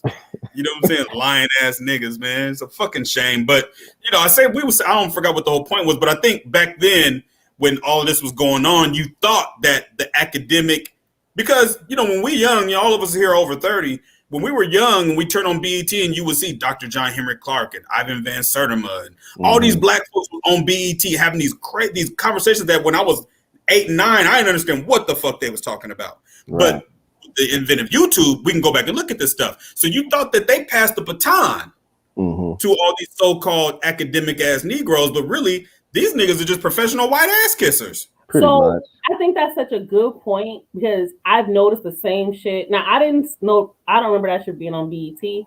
I do remember it being on like PBS and shit, right? So I do remember that. It'll always be on like Tony Brown's Journal talking about some shit, right? Yeah. But I did notice that it was really interesting how a lot of these black academics work in these big institutions and they study all the time, the Kwame Ture, they study all the revolutionaries, they study everybody, but for some reason they still have this white liberal perspective. Yep. So, but I think it's because, to be 100% honest with you, I think Black studies and Black history for a lot of them it was just like, it was just another thing to study. They weren't connected because they were, a lot of times, look at their history. These aren't usually people who come from low income Black neighborhoods, right? Everyone, get a few of us in there. But for the most part, if you look at their history, especially the top ones, they usually grew up in middle class backgrounds. A lot of them did not grow up around other Black people, or they grew up in neighborhoods where there were still a lot of white people. So they or white people had a lot of the power. So if you look at their histories, that you'll find that's very, very common. So they already had this inundated white perspective. So then, just because I got a degree in Black studies did not change all those years of brain development wrapped around whiteness and learning about whiteness and having this white perspective on everything. So now Black history and Black studies and studying these people is just an accessory to say that they're studying. Just an accessory so that they read the book. Oh, I read such and such. I didn't read that shit. Not because I haven't think it's that person, but I don't need to read a bunch of books to be connected with who I am or to be connected to the story or to have an understanding of what happened here to my people or to my community. I just had a conversation with my students today, and I do their BSU on Fridays, and we virtual, but we still get it in. And they had one of the teachers. I have middle school kids there, and I have high school kids there. And Black History Month was last month. So before the teacher came in, because she wanted to, how these teachers were like, well, we wanted to know what do you think we need to learn and all that bullshit. So I told the students, I said, look, this is what they're gonna do. They're gonna come in here. I copy and pasted because the lady sent me an email. I copy and pasted the questions she was gonna ask, and I went to the BSU meeting. I said, look in the chat. I said, these are the questions she's gonna try to ask. I said, I'm gonna tell you guys right now, you don't have to answer none of these questions. I said, you don't have to say anything. This is y'all space. You know what I'm saying? And I know the lady. She's married to this Black dude. I know who she is, whatever. But I said, y'all don't have to be patronized with this white liberal bullshit. You know what I'm saying? This is Black Student Union. We in here talking about the voting rights of North Carolina in 1865 or some shit. I forgot what it was called. Like, we going deep into the history. You know what I'm saying? Then they want to come in after Black History Month and have all these conversations. I said, no, we ain't got to do that. So they chose not to. So I let her say her piece, talk, and she said, okay, well, thanks for having me. And she bounced. See, the thing about it is when you're talking about kids and you're talking about Black studies and getting information, when you are literally trying to get the knowledge, you're not getting it to wear it like a T-shirt. That's what a lot of these academics do. They get the knowledge and wear it like a T-shirt because it's a form of currency. So if I can go, when I go to the white liberals and I go to white folks and I show them, no, I know niggas. You know what I'm saying? Yeah, you do on the surface because you got the shirt on. But just like the pimp say, just because you wear a T-shirt that say Wheaties don't make you a winner. You know what I'm saying? There you go. You know what I'm saying? So at the end of the day, or it don't say champion on it. You know what I'm saying? Your T-shirt say champion, you ain't no winner. So you can blend in. So this is what they do. And this is why we always talk about how, a lot of Black folks, they get into these certain positions. They start trying to vet which Black people they're going to let in. Because all they want to do is be the first one to get to white ass. Once they get to the white ass, then they get in position, right, comfortable on them cheeks. And then whenever other Black people come in that ain't on that fuck shit, and they're really trying to make something happen, whether they're trying to get in academia, whether they're trying to get work for whatever, them is the ones that start filtering out which Black people. So now you're seeing only a certain kind of Black person be allowed. Allowed into these spaces. We learned that with the Jessica Krug situation. And when she started punking them and cracking them across the head, pretty much tell them to their face, you ain't even from the hood, you don't know shit. They didn't say nothing. They was quiet. Because sadly, she was right. Because she was right. Now, is she right by the way she got in where she got in? Nope. No, fuck her. But you know what, honestly, but if you think about it, that was really on some spook that sat by the door shit. You know what I'm saying? She really was on some spook that sat by the door shit. She's a secret revolutionary for white people. Yeah. No, what I'm saying is she got in to pretend to be a Black person. I don't know what her ultimate goal was. I don't think she ever got there. But she was able to get information from these so-called Negroes, and they're all full of shit. Wait, and which one are you talking about, Ken? She was the one that was at George Mason University, and they found out she wasn't Black. This is the most recent one. But she didn't even look mixed or anything. No, wait, no, but they fell for it. This ain't the one that was talking about she was an Afro Latina, not her. Yeah, her. Yeah. Oh, Jess La Bamba. Yeah. She went from being African American mixed to Latina. You know what I'm saying? So at one point she was like Jewish too, or something. yes. So she was Damn. she jumped in every minority bag she can get in, and it worked. man. Because for these people, they would rather, and I believe some of them knew that she wasn't who she was, but they know that that's better than having a black person, a black man in there, straight black man. It's better than that. Yeah.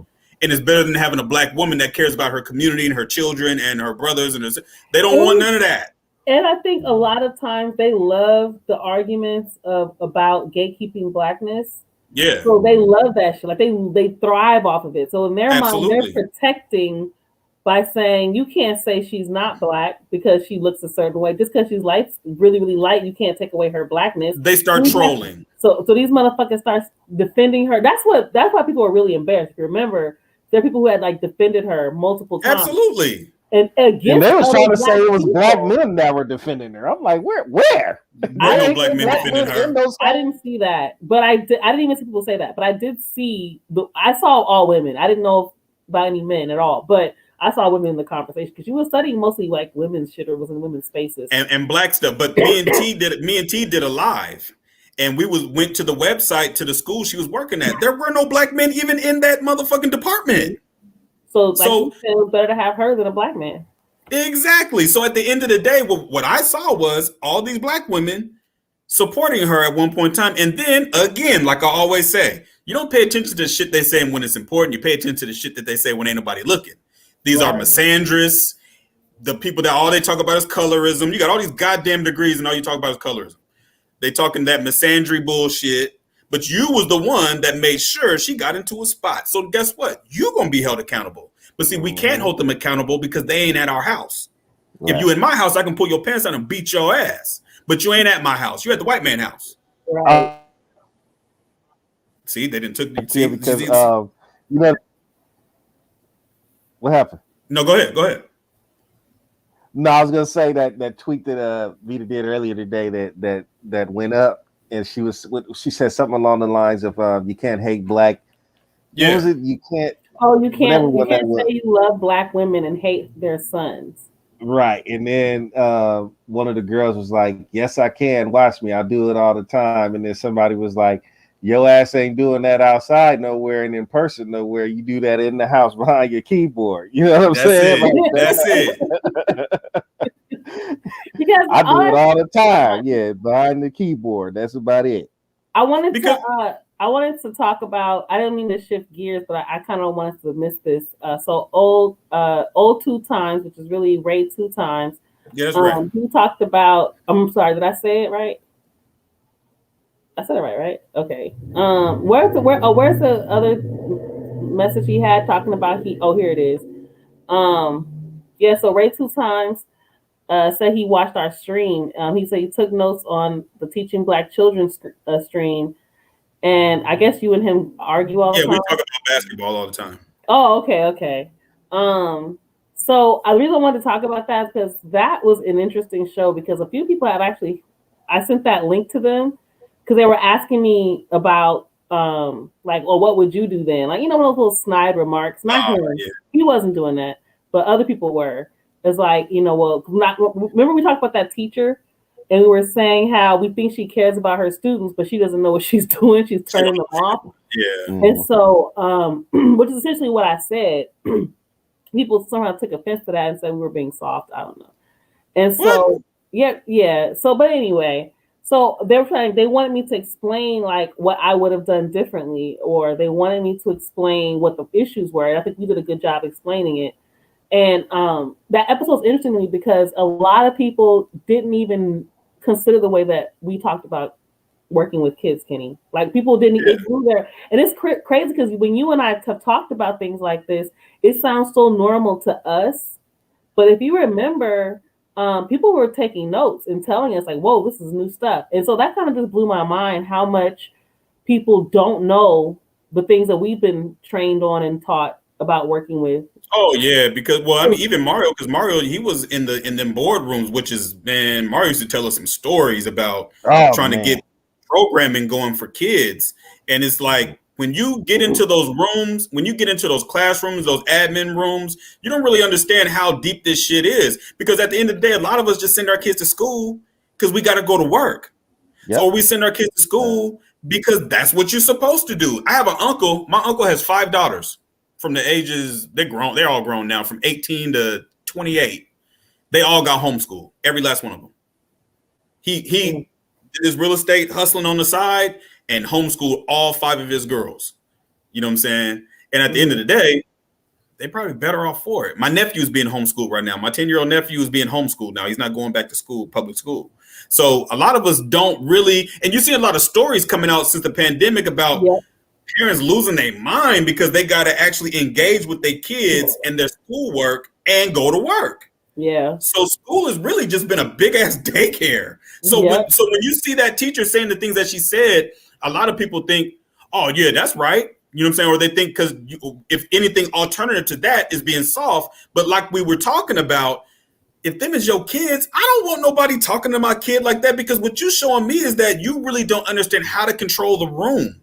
Like you don't understand how to implement the things that you've learned and the training that you've got and bring this to the classroom and spread this to the kids and create a real learning environment. You just want to dictate to kids. Right. And that's not how kids learn. Yeah, and I think you're absolutely right, because that's how we've always been conditioned to learn. I think you made this point as well. That's what we've always known and how we've been treated. We don't know anything else. So that's all we know. So we've normalized this type of interaction, and we don't even consider the fact that didn't help us at all. How much harder did you and I have to work, Kenny, to get our minds right so we could finish school, so we could finish college? Shit.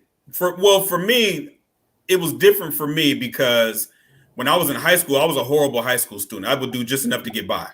You know what I'm saying? That's my point. Yeah, I would do just enough to get by. You know what I'm saying? We have there's a program at the school I work at now called Avid for those kids. I know what Avid is. Yeah, you know what Avid is. So these kids that are doing just enough to get by, they're getting more support. In 1998, 99, that shit didn't exist for me. They was ready to kick your motherfucking ass out of school. So that's exactly my point. Yeah. I wasn't a good student either. People always, for some reason, people think I was. They're like, "Oh, you must have been." Yeah, I wasn't a good student until I got to college. I hated school with a passion. I still fucking hate school, but I hated. I loved college to a point, but I hated elementary school, middle school, and high school. I didn't like school. Socially, sometimes it was cool, sometimes it was terrible. But that's growing up, you know. But academically, it was just so stressful and so unnecessary. And most of the shit was stupid. And the stress wasn't because the assignments were hard. The stress was because I either wasn't being taught anything, or I was being yelled at all day.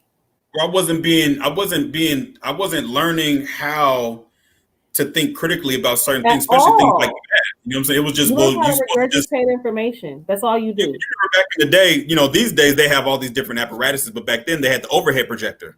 So we would sit in a class like 8th grade, which was algebra 1, 2, or 3, 4, whichever one, and be sitting at that overhead projector. And you hear that overhead projector, the motor going. After a while, you get sleepy.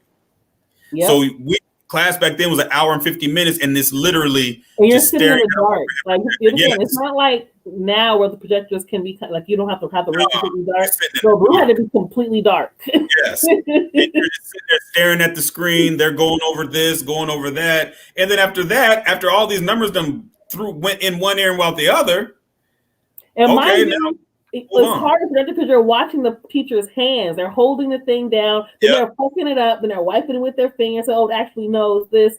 It was so terrible. I hate it. Like, just put the shit on the board. Like we could just look at you on the board. This is it was bad. I didn't really start liking school till I got to college because when I was in middle school and high school, I just didn't think it was that important. And I'm trying to think back, but maybe back then I didn't think that I could do it.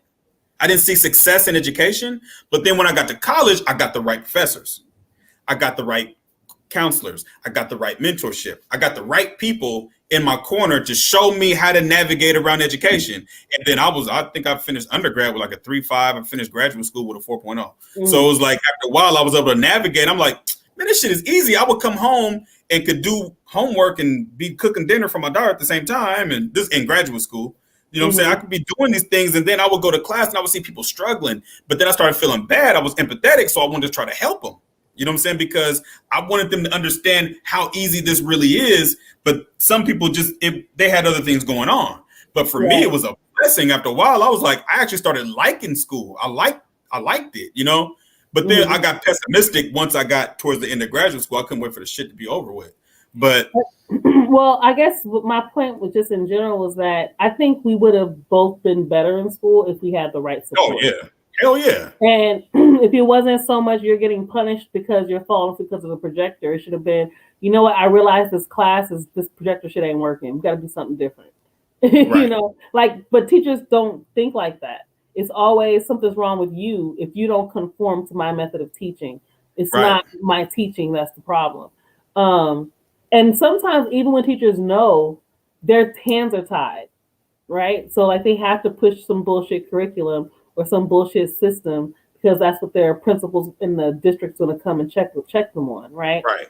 So there's a lot that goes into all that shit. But the thing is, so teachers don't have support, we don't have support, and then we trying to go to college and we got to try to process being in a classroom environment in a whole new way, and you're on your own. Like you're pretty much on your own in college. Yeah. And so I always think about like how different things would have been for myself if I had the right support. I struggled to get out of college. Kenney, you're smart. You probably didn't have that issue, but I was fucking struggling. I never took a break. I went from high school straight to college. Oh yeah, I didn't do that. I did the first time, but I was play sports. I was in the college program. I was tracked into college. I was one of the kids in the college program. I was in the programs that were meant to help kids go from being average students to becoming scholars. In fact, that was the program that I was in, right? They wanted to take average students, so BC students, and make them straight A students and get them college ready. Well, I was a B, C, D, F student. Sometimes I got an A in Spanish every semester though. But I was a B, C, D, F student, big time. And mostly because I didn't have the support, mostly because I had shit going on at home. I couldn't conform to their method of learning. If you so much as challenge the teacher, they kick you out of class and call you a disruption. Right. In college, you could argue with the teacher. That's what I loved about college. You sit there and argue, and they will. You can argue all day. I was a sociology major, so all you do is debate in these fucking. Yeah, that's all you do anyway. And then nobody's phased or taking it personal. You just debating the topic. I mean, sometimes you get the racists that say some dumb shit. You gotta fuck them up, but that feels good too to fuck them up in class. But at high school, I didn't have that support. So I just always wanted to make sure that we change that sort of conversation we have around educating children. For me, I'm different. I was a little bit different because I was an athlete. So the first time I went to college, I didn't learn shit because I was trying to play sports and chase girls. And I was doing I was the first time living away from home by myself, being stupid. So the second time is when I went a little bit later. You know what I'm saying? I didn't last the first time I went. I didn't last. The second time I didn't start going until I was 25. So I was able to be a little more focused and see through the bullshit. And that's why I was saying, I was telling somebody that the Greek stuff didn't work for me because I was too old and I was coming from a different background that if you try to pledge me, I might beat your ass. I might pop you. It's not gonna work. I might shoot your ass. So it's not gonna work. But they was still, I got dudes that's Greek that's still my homies to this day. You know what I'm saying? Especially those my niggas. You know what I'm saying? But you got to change the narrative. You know what I'm saying? So when you got kids, and that's why I work at a majority white school. You know what I'm saying? We ain't very many black people in Portland anyway. But even for them kids, you have to change that narrative. So we had a conversation the other day about trades, kids going into trades. And I told the admin, I said, well, I don't know how you guys are going to put a big emphasis on trades when I'm looking at the numbers and 87% of the students go to four-year universities when they leave high school. So how are you going to change the narrative? How are you going to make it like this is accessible and something that is important? Changing the narrative for kids is more than just teaching a class. Right. It's more than saying you should do this. You have to show why, because that's how kids think. Why the hell would I do this? So we looked at the paperwork and I said, well, the kids definitely enroll heavy in the intro classes. But when we get to the advanced classes, junior, senior year, they don't give a fuck. You know what I'm saying? Well, because by that time, they kind of know what they want to do. So if you want to make an emphasis on kids doing different things, you want to change their mind, you have to make things accessible. So bring in somebody from the union hall, electrician, electrical engineer, bring in these people. Don't put them in a classroom. You know what I'm saying? Because they're like, okay, I got to do this to get a grade and then I'm out. Exactly. You know what I'm saying? So you have to change that narrative. And for our kids, you know what I'm saying? When we were in high school, it was like military. Shut up, sit down, stand in line, Exactly. get over And you can't here. even learn in an environment like that. How can you ever No. feel comfortable enough to really learn and retain information? You cannot. And if you did, you were one of the kids that were just very talented, because it was hard to balance dealing with these teachers that are literally yelling all day and getting your work done. And to be real, and I always want to be careful, and I think we talked about this before too. I always want to be careful, because sometimes we'll even say that because there were kids, not us, because we're smart. But I want to make sure I'm clear on that. I don't mean people like me and you. Right. But in general, people in education, they'll see the kid, oh, well, these kids are doing great. How come y'all aren't? It can't be because the teachers are bad. It can't be because this isn't a good way of teaching. You guys are just lazy. These kids are, but not realizing also that those kids are also stressed out. Those kids are also emotionally struggling. But you don't know what they're going through outside of your classroom. And you don't know what they're going through. So just because kids have good grades, just because kids have, they don't seem to have any reckless behavior, just because they're not argumentative and fighting, just because they're quiet, does not mean you have a kid that's okay. We know the kid that is more or less like real quiet, might sleep in class a lot, that kid usually is going through more than the kid that's always fighting. If You know what I'm saying? So if you're gonna, I used to fall asleep in class all the time. Yeah. And all that would happen is I would get in trouble for falling asleep. Nobody says, "Yo, why is she sleeping all the time?" Right. It was a couple of reasons. One, I was getting my ass beat. Hey, Kenney. Hey. Shout out to Kay. I was getting my ass beat. The other thing was I was in that stupid cult. Remember I told you guys? And cult, they take over your entire time. So I could be in services or in rehearsals until 3 a.m. That's not a good look. And then I have to be up at 6 a.m. to go to school by 7 a.m. Right. But people yet I'm getting in trouble because I can't stop falling asleep in my classes. Yeah, no, and that's the thing, is like when you're going through those type of situations, you're not getting the benefit of the doubt. So when a teacher thinks that they know you, when really no, the only time you see me is when I come here, and I'm only here for an hour and 50 minutes. And you want me to literally leave everything that I'm coming here with and then just sit here and be focused. Okay, I'll do you one better. I can leave everything that I come here with, but my ability to be focused and get everything that you're giving me, good luck. I'm at 30%. I'm low energy. Mm-hmm. You know what I'm saying? It's like a cell phone with a bad battery. You know what I'm saying? You're literally plugging in, trying to recharge yourself all day long. So you don't really get a chance. But, that's why I guess, and that teacher got a bunch of awards. I was like, what the fuck they award her for? The fuck? Because this is the thing. She's meeting their standards and their requirements. Well, she's an influencer too.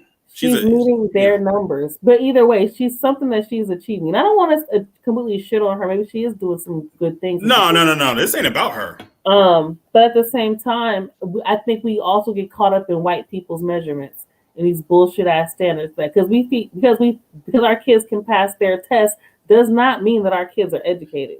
Let's be real. Well, if you want to raise the bar, because I think she was in Baltimore, and I know this happens in Watts. It happens in all these different areas, Chicago. They think that because you have the kid in the classroom and they're not on the corner, that's a win. Right. Motherfucker, that's just the foundation. That's just the basic. That's the basics. That's the basics. You know what I'm saying? Now it's about programming. There is but the problem doesn't even. What the problem is has never changed, because the problem wasn't the kid ever. No, it's the environment. It's the situation that they're growing in. That situation even exists. Because when they leave your classroom, they're going back out there. So for perfect example, I was telling teachers at my school, because my daughter goes to a predominantly black school. And they was like, well, what is it that you see in other schools that we don't have? I said, you have no programming here. I said, at my daughter's school, there's programming there, whether it be the NAACP or the Urban League or whatever they got going for kids. Self-Enhancement Inc. is over there. The community college has an entire wing of the school that's in there so kids can get dual credit. You guys don't have any programming. Mm-hmm. So if you want to engage with kids, it can't just be, this isn't the 1950s Leave It to Beaver, where you come to school at 8 o'clock, you sit in class, then you go home at 3, you have dinner with your parents. No. Especially coming out of a pandemic. It ain't going to be like that. You know what I'm saying? So if you're not willing to, and this is the reason why being a teacher is a big ass task. Look, it ain't for everybody. I'm not a teacher. I just work in admin. You know what I'm saying? I work in certain departments. I like to be in charge of programming. You know what I'm saying? So I know that at the end of the day, if you can't do the program, we'll get rid of your ass and bring somebody else that can. So that's the most important part is the programming. So my thing is this: being a teacher is hard. Yeah. Teachers don't make a lot of money, and I don't agree with it. Teachers are very underpaid. But if you take this job, but when you money. Yeah, some do, especially that's them teachers been around. There's a lot of benefits. There's a lot of perks to being a teacher. Like you can get HUD homes for literally nothing. But are they making enough for the amount of work that they do and the stress that they have? Fuck no, there's no way. But how many of those teachers are actually putting in the work? So a lot of teachers that don't really want to do the work, they get forced to do it, and they just pile on a bunch of shit and can't sort through it. Then you have the teachers that actually understand programming. So if it's like, and I'm not being biased, Black teachers do this. Black teachers already know how, okay, well, I'm familiar with this community center. I'm familiar with the Urban League. I'm familiar with this group. I'm familiar with them. Okay, so I can use them for this. I can use them for that. A lot of white teachers don't know anything about programming. You know what I'm saying? So they don't know who to call. So then they'll bring in the token Negro. You don't know if the token Negro can do the damn job. But see, I think Black people, the reason why we know so much about them is because so many of us have had to rely on them. Like think about the kind of Black people that are even in those positions. That means they had to, if they grew up in certain environments, they had to claw their way there, right? Absolutely. So they had to use the more than likely they were in programs like mine. I was in that college program. I ended up getting a full scholarship to one of the top universities, right? And I got, even though I sucked and I almost failed out and did get kicked out. And I had to claw my way through that. I had to utilize and access the programs that existed for me. So that's why those programs are important too, because I don't think so many of us will even be in certain positions. Those of us who grew up in certain neighborhoods, who grew up without certain shit, if it wasn't for some of those programs, many of them created by Black people, we wouldn't even be where we were. So of course we know all the programs, or we know to even think to look for a program. I got sometimes real shit. I was at the time so the job I just got laid off from, I was a community health outreach coordinator for a coalition of health centers. So one of the things that I did was I coordinated outreach strategies to get more. My grant was for Black people into health centers. So I would try to get them enrolled into Medi-Cal and CalFresh, which is SNAP and our Medicaid programs, right?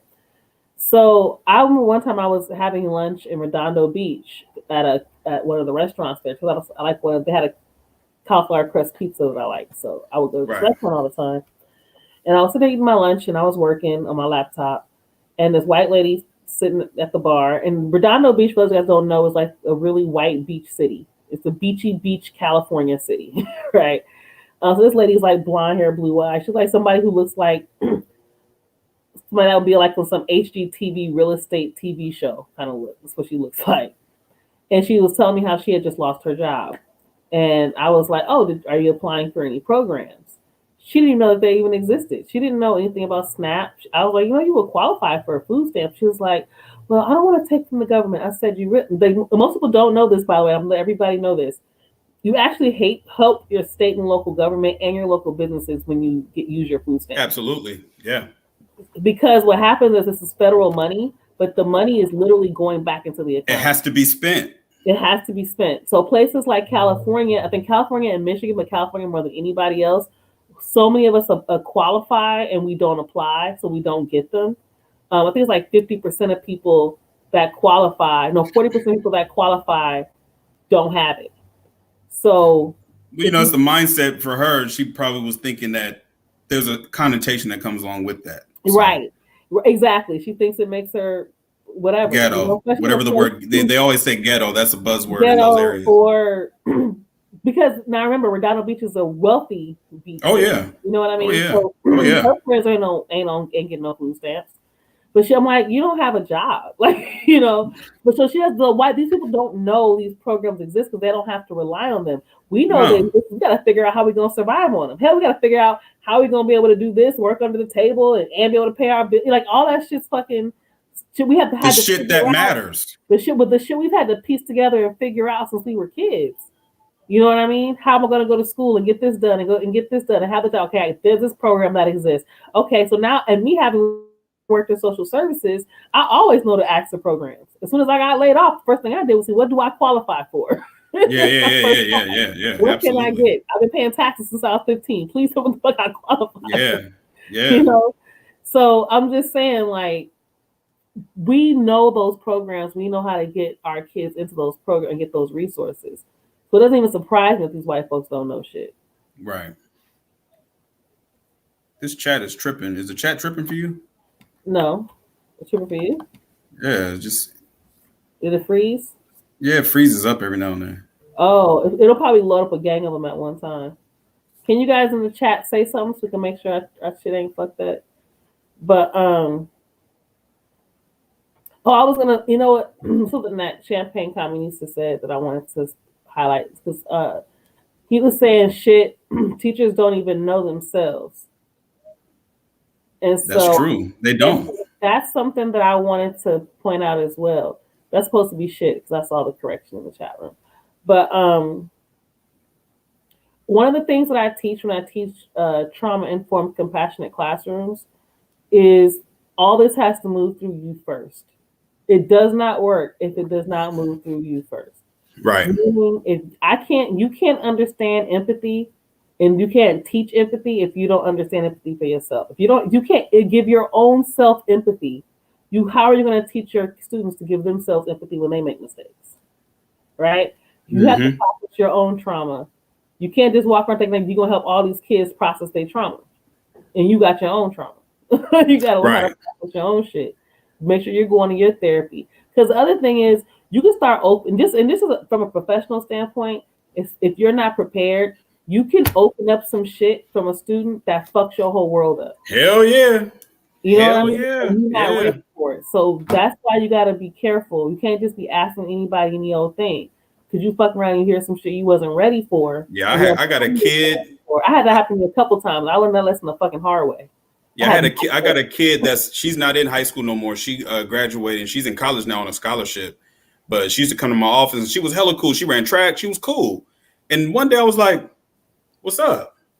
And she just started talking. I was like, yo. And I told her, I said, honestly, this is a black girl. I said, honestly, nah, you shouldn't tell that to no white counselor.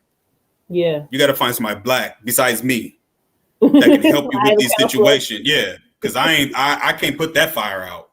You know what I'm saying? Well, and it was about her whole home situation. I was like, okay, look. You tell me who you trust that I also know that I can rope in and we can have this conversation. It ended up working out. But shit. Listen, I used to work with kids, particularly kids who were in foster care and kids who, and when I say foster care, I'm talking about kids who've been through so much shit before they were even a year old. You know what I mean? Right. And, you read some case files, so some people you can be kind of prepared for. But then sometimes you got to remember there are things that kids haven't told anybody. And sometimes shit just starts coming out. Because you start asking questions like, yo, why is this kid doing this? If you have kids that are scared to close the bathroom door. Right. Shit like that. Like that's real shit. It's real shit that happened, right? And when you start asking certain questions and you think you're ready to help, but then they say some shit that makes you want to vomit on the spot. I'm not even fucking joking. So also be careful. Make sure you getting your therapy, making sure that you are personally on a healing journey. We all got shit. Because that'll wrap your ass up. Every last one of us. You're not gonna be a super savior. I thought I was gonna be the savior of the children and got my ass handed to me. But that's why it's called boundaries, man. Even in them situations when you're trying to help somebody, you got to have boundaries with that too, because there might be a situation like what you're talking about where you have to say to yourself, I can't be the one for this one. It's got to be somebody else. You can get secondary trauma. Absolutely. You know what I'm saying? So some certain situations, it's okay to say, I can't do. Now, you don't want to tell the person that, sorry, bro, I can't help you. You know what I'm saying? You don't want to say that, but you want to kind of relay that to someone else that's a little more advanced and create a support system because you don't need all that stress on your back. Right. You know what I'm saying? Because you will go home and start drinking or whatever it is that you start doing that'll make Or you. taking it out on your family, or Yeah. getting like when I worked with kids. So when I had the job where I was what they call wraparound, and I was facilitator for wraparound services. Wraparound services is Yeah, sheesh. so so we were on call 24 hours a day, and as facilitator, I was a team lead. So so I had to lead this team of people to work with this family with regarding whatever the issue is. Usually, the kid was in foster care, is getting placed back in the home, or was in a group home or something like that. So we're trying to work with the family to get them back on track. And you would have, all kinds of crazy cases that would come up, and I would have to get up at 2 in the morning after working a 16-hour day. No exact. This is not even an exaggeration. This is how fucking sad this is. You would work a 16-hour day, finally go home, and because you're on call 24 hours a day, you can get a call at 1 a.m. telling you, you can get a call at 1 a.m. saying your kid just ran away, just beat up their mom and ran away, and you got to drive out Wherever they at. wherever the hell they Yeah. at to go find these kids. So you can get in some. That was a stressful ass job, and the thing about those cases is a lot of them were all horrific, traumatic Oh situations. yeah, yeah, yeah. We're talking about like I had a kid when I used to work for Big Brothers Big Sisters. I had a kid who I have my programs for kids whose parents were incarcerated, and so I had a kid who was on his birthday. He was crying and crying and crying because his parents didn't call him. I said, "Well, where are your parents?" He said they're both in prison doing 25 to life for drug and murder God charges. damn shit. Mind you, this was a second grader who knew his parents were doing 25 to life, both of them, Damn. for murder and drug charges. This is what he told me, a second grader. And mind you, this was Alex. He was like my toughest kid. My toughest kid. He was the one he wasn't like a kid that would beat anybody up, but he didn't take no shit, Right. And he, even from the adults, he takes shit from nobody. And he was crying and crying and crying. And I never, talk about some shit that'll break your fucking heart. Sheesh. I can't, 25 to like, life. I would go home in tears because I was so sad. I would have panic attacks and nightmares because I would have so many sad stories on top of like I wasn't getting no sleep. You know what I mean? I'm having panic attacks and shit. You gotta, yeah. I don't And that recommend and honestly, and I'm not trying to be funny, that's why I don't do that work anymore. rapper. Oh, I'm dead up on social services. I'm glad I had the experiences because now I can train people who do that type of work. Yeah. But I don't miss it. I don't miss Fuck it. no. It was so hard, and they And don't that pay kind of work, they never gonna pay you enough. They They not never gonna. I pay did you that type enough. of work in college, and Listen, they not gonna pay you. my last job was my favorite and easiest job I ever fucking had because I Yeah. could do the shit in my sleep. It was really just me networking in the community. And I lived in the same community all my fucking life. You know what I mean? So it was easy as hell, right? Right.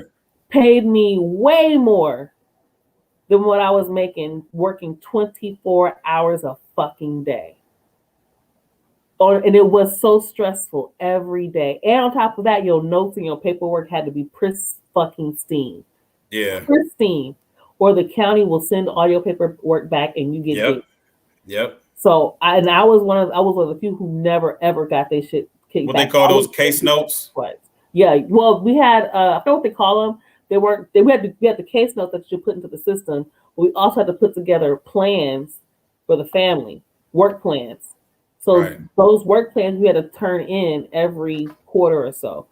And so the problem with what makes it so hard is that it has to be extremely specific and pristine. Who does what, when, where, even down to the formatting has to be like perfect, or they will Yeah. kick your shit back. You know how much stress you're under just to get the fucking comma to be in the right place, because they will kick your shit back. On top of the fact that I have to work all night on this and still be able to get up in the morning, work with my kids and my families, meet with them, and then after that, hopefully I can get some sleep. But likely I won't because my kid then ran away, or my kid then, got arrested, or my kid then, did some other shit, It But was that's the people that do that, man. You Superman, Superwoman. I mean, it ain't for yeah. everybody. It's I not for, did and you that have teachers that try to do it too. but I got physically sick to the point my doctor said I had to quit my job. That's how bad. That's Oh how bad. goddamn. Yeah. I got the fever. I had a fever for the first time. I would wake up with bad headaches. Some days I would wake up and couldn't see. Like everything would be blurry for like an hour. Couldn't see Right. shit. So I thought I was going blind, and then come to find out what none of that shit true. They sent me to behavioral health, and the doctor's like, yeah, you got stress. Right. I'm diagnosing you with stress. You got to quit that fucking job. So I wasn't built for that kind of life. You definitely some people they can handle those kind of jobs, man. Totally fine. I had my homegirl till this day. I met her at that job. In fact, she was my supervisor at one point. She loved the job and said it was easy. And she didn't have no problem with that shit. That shit stressed me the fuck out. Hi, Kamaria. How are you? Thank you, Huey Freeman, and we appreciate that. I'm actually getting really hungry and tired. That's hilarious. Yeah, I'm getting tired. In those jobs, they don't allow you to help your people. I learned that shit. Oh my God, that's a whole. Your hands are so fucking tied on shit because you don't have a lot of time. They don't give you much of a budget to help your clients. Nope. Everything has to go according to protocol. It's very bureaucratic. And even if you go above and beyond, they're not paying you more, and it don't mean shit. Right. It wasn't part. They don't get extra points because you took your kids on a college tour. No. That's not part of your requirements. We want to know are they going to school? Yes. Did they turn in their homework? Yes. And if they can get you to do extra shit for free, they will. They pretty much make you and then tell you volunteered. Yep. So yeah, it's one of those things. I'm with you. You can't really help your people. It's not designed to really help. Right. It's those kind of programs. I don't want to say every program, but those type of social service programs are not designed to help. Because if they were, they would be working themselves out of a job. That's just the reality of it. They're not designed to help. They're democratic. Honestly, I think Democrats love social programs because they don't actually help anybody. Yep. And it's money that could be spent on something. And I'm not against social programs, but notice that they stop at social programs. They don't have a plan to keep us from needing they don't have a plan to keep us from needing the social programs. Those programs, some of those programs, the money will be earmarked for certain things, and they will literally tell you cannot use any of this money for job creation. Nope. For anything outside of this, whatever we marked it for. So absolutely. So you're right, Ray, 2 times that. Yeah, a lot of these jobs, your hands are tied. I work with pregnant and parenting teens. I would take my kids because these little shit colleges would get to my kids first. Like Everest and those little commercials. Like we could be a nursing assistant in like 2 months or some shit. Look at this. You know what, Ray? You know what that's like? This reminds me of jail. I work at the community center, and they let these kids fail. And if you tried to help them on basic needs, food, deodorant, whatever, they said we was disrespecting their situation and cultures. Wow, that's jail. That's some shady shit. That's how jail is. So this is one thing I will say. A program is full of shit when they don't find ways to be able to go above and beyond. So a good program, what they would have said was, wow, a lot of our kids are in need of basic toiletries. We should do something. Why don't we get funding so that we can get a grant so that way all of our kids in our program always have access to toiletries? That's what a program who wants to help does. But this is the thing though, when I've been a part of these type of deals, it's always a way to keep people in programming, because if people learn everything and become better civilians and get jobs, well, you lose funding because you don't have nobody in the program. You lose funding. You have to lose a person in a position. So somebody that had that job, they don't have a job anymore. You know what I'm saying? So the program is never built to actually fix the problem. It's just built to sustain it. You know what I'm saying? No, you're not on welfare. You're not having to steal clothes from TJ Maxx for your kids. We are helping you with clothing for your kids, and we help you get food stamps and things like that. But we need you to be in these parenting programs. I'm talking about for parents that have kids. Just real shit. Outside of my parenting class, most of those parenting classes are bullshit. They're all bullshit. They're bullshit. Mine are great. No. What I'm saying, so they earmark a lot of this stuff. So they'll say, "Oh, here goes a voucher for furniture for your apartment because a woman could be coming out of an abusive situation." So Yeah. once, especially women that are coming from abusive situations, those are the perfect marks for these organizations because they're gonna help you get housing. Then they're gonna get you some vouchers. You turn around, it's gonna be you're gonna see that you've been in this program for 3 years. And When so they could have gotten you done with a lot of this in the first you year, still ain't got no house. Let me tell you and you something. still ain't got no house. I taught at a DV shelter. These women still hit me up wanting to know if I know anybody that takes vouchers for these apartments because a lot of places don't. They don't. And it's really, it's such a fucking scam because it's like you tell these women, you get them out of these fucked up abusive situations, and you tell them we're gonna take care of you, but then they go to these shelters, and the shelters have more rules in their fucking house. Oh yeah. Oh yeah. You better not get caught drinking. You better not get caught with a cigarette. You can't, like, you're outside after a certain time talking to your neighbor too loud. Like, yep. So shit like that. As soon as you come in, there's like all these fucking rules. So you gotta have, you clean up is at this time, dinner's at that time. You gotta be gone. You gotta be gone at 7 a.m. You can't come back till 4. Yeah.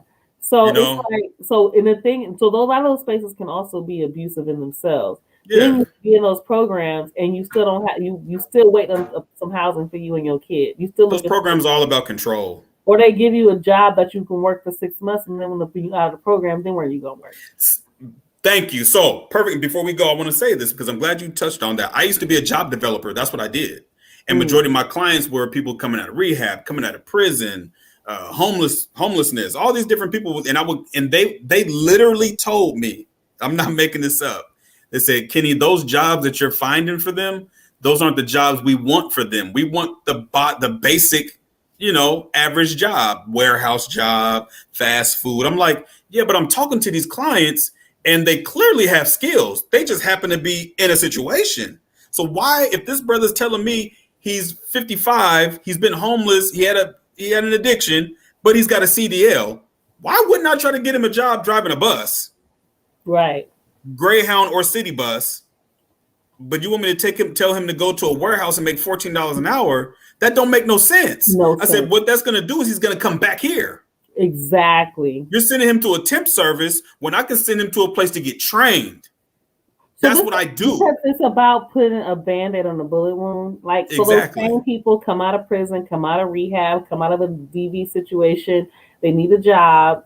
And now this organization can mark off and say that they got people jobs. Right. Because it's all about keeping the funding coming in. Because at the end of the year, the county is coming in and saying, well, you said you were going to do this, so what did you do? So they find out that you did all these things and they don't give a fuck. I mean, at the end of the day, the county don't give a damn because the money got to be spent anyway. So they're going to see that you did these things. You did the bare minimum. All right, cool. You guys put on a job fair. Fine. You know what I'm saying? But then the people are still coming and it's like, dude, I see women coming in with kids. I see brothers coming out of prison. And I've seen brothers, they would be like, man, this ain't getting me nowhere, bro. And they start getting mad at me because they think I'm fucking them over. And I'm like, no, bro. And I tell them straight up the truth. I said, I'm going to tell you straight up right now. If I was you, I would go over there and get services at whatever other organization I knew. I would say, I would go over there because they ain't with the bullshit. I said, these people over here, bro, they going to keep you on this hamster wheel because this is how we get funding. This is you know what I'm saying? It's important that when so me personally, before I refer people to services, I'll always make sure I know what that service is. Yeah. I call them myself first if I can. If I don't have the time, I'll just let the person know, like, hey, I haven't vetted them. You might want to call them and ask them these questions. So I tell them what to ask, so that way people can go in prepared. Because people who are in a desperate situation, you can almost tell them anything, and you have people who. Yeah. And we have organizations that just want them as a number, and they don't really help. So, and then there are organizations that do a wonderful job helping people, like a wonderful, wonderful job. So I like to vet these organizations, but I always try to make sure, like, do you make sure you're prepared, and I make sure I checked out. Okay, these people are they really about some shit. No, these people are going to have you asked out. They'll get you a job. You can work there for 3 to 6 months. It'll be some minimum wage job. You won't be able to really buy no child care for your kid. So you might even get through the program. Other than that would happen. People couldn't finish programs because they wouldn't have a system that accommodated for the fact that maybe this person isn't comfortable working around a lot of people because they've been in prison. They can't work in a small space because they've been in prison for so long. You know what I mean? It triggers them. Or or some of these transitional housing programs, for example. Somebody comes out of prison and now they're like, for the first time, they're thinking they won't have to deal with roommates. Now they got to deal with roommates. Like, oh shit, I thought I was going to be transitioning to something else. Or they're used to having roommates and now they don't have a roommate. Right. So it's a lot of things you have to accommodate for when you're working with certain populations. And a lot of places don't do that. They see the number. They don't say, okay, this person grew up in foster care their whole life. They never learn how to sweep a floor because they never stayed in the house long enough to do house chores. They never learn how to do the shit. And I'm telling them to sweep the floor and they don't know what the fuck they're looking, holding the broom like this, not knowing what the fuck to do. Yeah, I mean? It's like asking a kid on the SAT test, what is a cellar? Well, they've been living in an apartment forever. They don't know what the fuck a cellar is. Exactly. So you have to be able to accommodate for the concern. That's what I was saying about the community center. Like if you have kids that need certain things, then you should be accommodating for it, not assuming that it's some cultural thing. Right. Talk to your families, find out what they actually need. When I was in a youth program, we were community organizers, but at the same time, we were kids growing up in poverty. So they made sure we ate. They made sure we got rides to places we needed to go. They made sure we got a stipend. So that way, for those who were consistent in going to the meetings, we were still able to do things like pay for our bus fare, make sure we had lunch or whatever it is, right? So there are good organizations out there. Just make sure that you check them out and you vet them. Kamaria just said it. I honestly think people in those public departments get kickbacks. Man, it's called misappropriation of funds. That's exactly what it is. We could do a whole show. Oh yeah, my ex-girlfriend's mama went to prison for 2 years for stealing from the Black United Fund here in Portland. We don't even want to talk about that. There are actually a ton of stories like that. Hell yeah. People. Hell yeah. Who have stolen and then got kickbacks, all kinds of weird shit. Man, there's so much money that get left out. There's so much money that don't even exist. Yeah, man, there's so much money that just gets left in outer space, man. These people just snatch it up. They'll say the money is supposed to go here. The money never. I've seen organizations that were supposed to be paying people's light bill. They had a stack of applications. I mean, a stack, like a Bible of applications that never got processed. Come to find out, they was taking the money, putting it in their pocket, and helping their homies out. Mm-hmm. I was like, man, I mean, when we talk about nonprofits, so I'm just saying, Kamaria is talking about it. I'm just saying, I'm just saying, know how to vet that shit. Like, oh yeah, because like I said, there's some dope organizations out there, and then you got some really shady ones that don't help people and perpetuate the problem. And also understand that there are sometimes organizations that are good in some things and not so great at others because of how grants work and sometimes hands being tied or that kind of shit. So just being clear on that. But we don't want to hold y'all much longer. It's late. It's 10:30 California time. We know it's way later on the East Coast and other places. We've been on here for 2 hours. We spent a nice Friday night with y'all. Make sure that you support us and join us. Go to the Patreon, yeah. Go to patreon.com/champagnesharks. You can also support and donate by hitting us up on Venmo or CashApp under the name Champagne Sharks. You can also email us at champagnesharks@gmail.com. You can also use that email to send us money if you want on PayPal.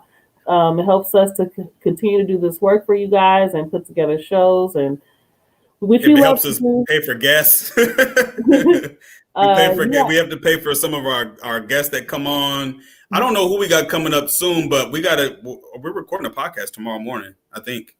Yes, I think so. Y'all go. And so we got we have over 300 episodes on Apple Podcasts, SoundCloud, Stitcher.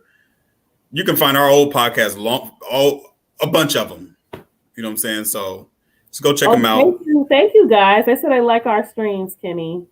Definitely. I appreciate you guys. So thank you so much, you guys, for that. We really, really appreciate you. And make sure you guys follow us as individuals. If Kenney hasn't blocked you yet. I have not blocked anybody. Just know that I don't really, Ray 2 times know this. I talk a lot about sports and stuff on my Twitter. Because the reason why is because Twitter can be toxic, and I don't like getting all them crazy ass conversations. I let Vida do that. Vida don't.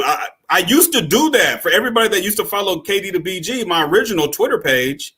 And I had a whole bunch of followers, but I used to get into these conversations and I kept losing my account. So I was like, man, fuck this, man. I'll just talk about sports or something. Like, it's not worth it. It's just not. Yeah, and I didn't know that you talk a lot about sports. But yeah. So what is your Twitter name? Lazarus Got Life. Lazarus Got Life. Yeah, I was Lazarus Lives, and then that got banned. So now I'm Lazarus Got Life. So Lazarus is back alive. You can find me on Twitter. And that's only what I post. If you talk to me on Twitter, we can talk about anything. But usually I'll be thinking about sports or something or whatever the fuck. And I will post some pro-black stuff though, but just, you know. He ain't pro-black. You gotta catch me. You gotta catch me. You know, I might be laying up with a white woman. You never know. No, I'm joking. Can't let no white woman see me tweet that pro-black stuff. You understand? You can also find me on Twitter, Vida Star. I'm not Vida Star because I got banned. Lifestar. See? Lifestar Media, LIFESTARMEDIA. Probable cause, yes, because it's earlier today, blocked 300 people at least not because of my account, because of the response to my tweet. We're not going to blame me for their responses. We're not doing that. Yes. He's trying to be insane. He's trying to be slick. So I blamed him for the incels mad at me. I said I was okay with dating guys with missing limbs. Handicap, man. Yeah, handicap. But all right, you guys, y'all have a great night. We appreciate you all and have a great weekend. Have a good weekend. Yeah, we'll probably holler at you guys tomorrow or Sunday. Yeah, more than likely. All right, guys.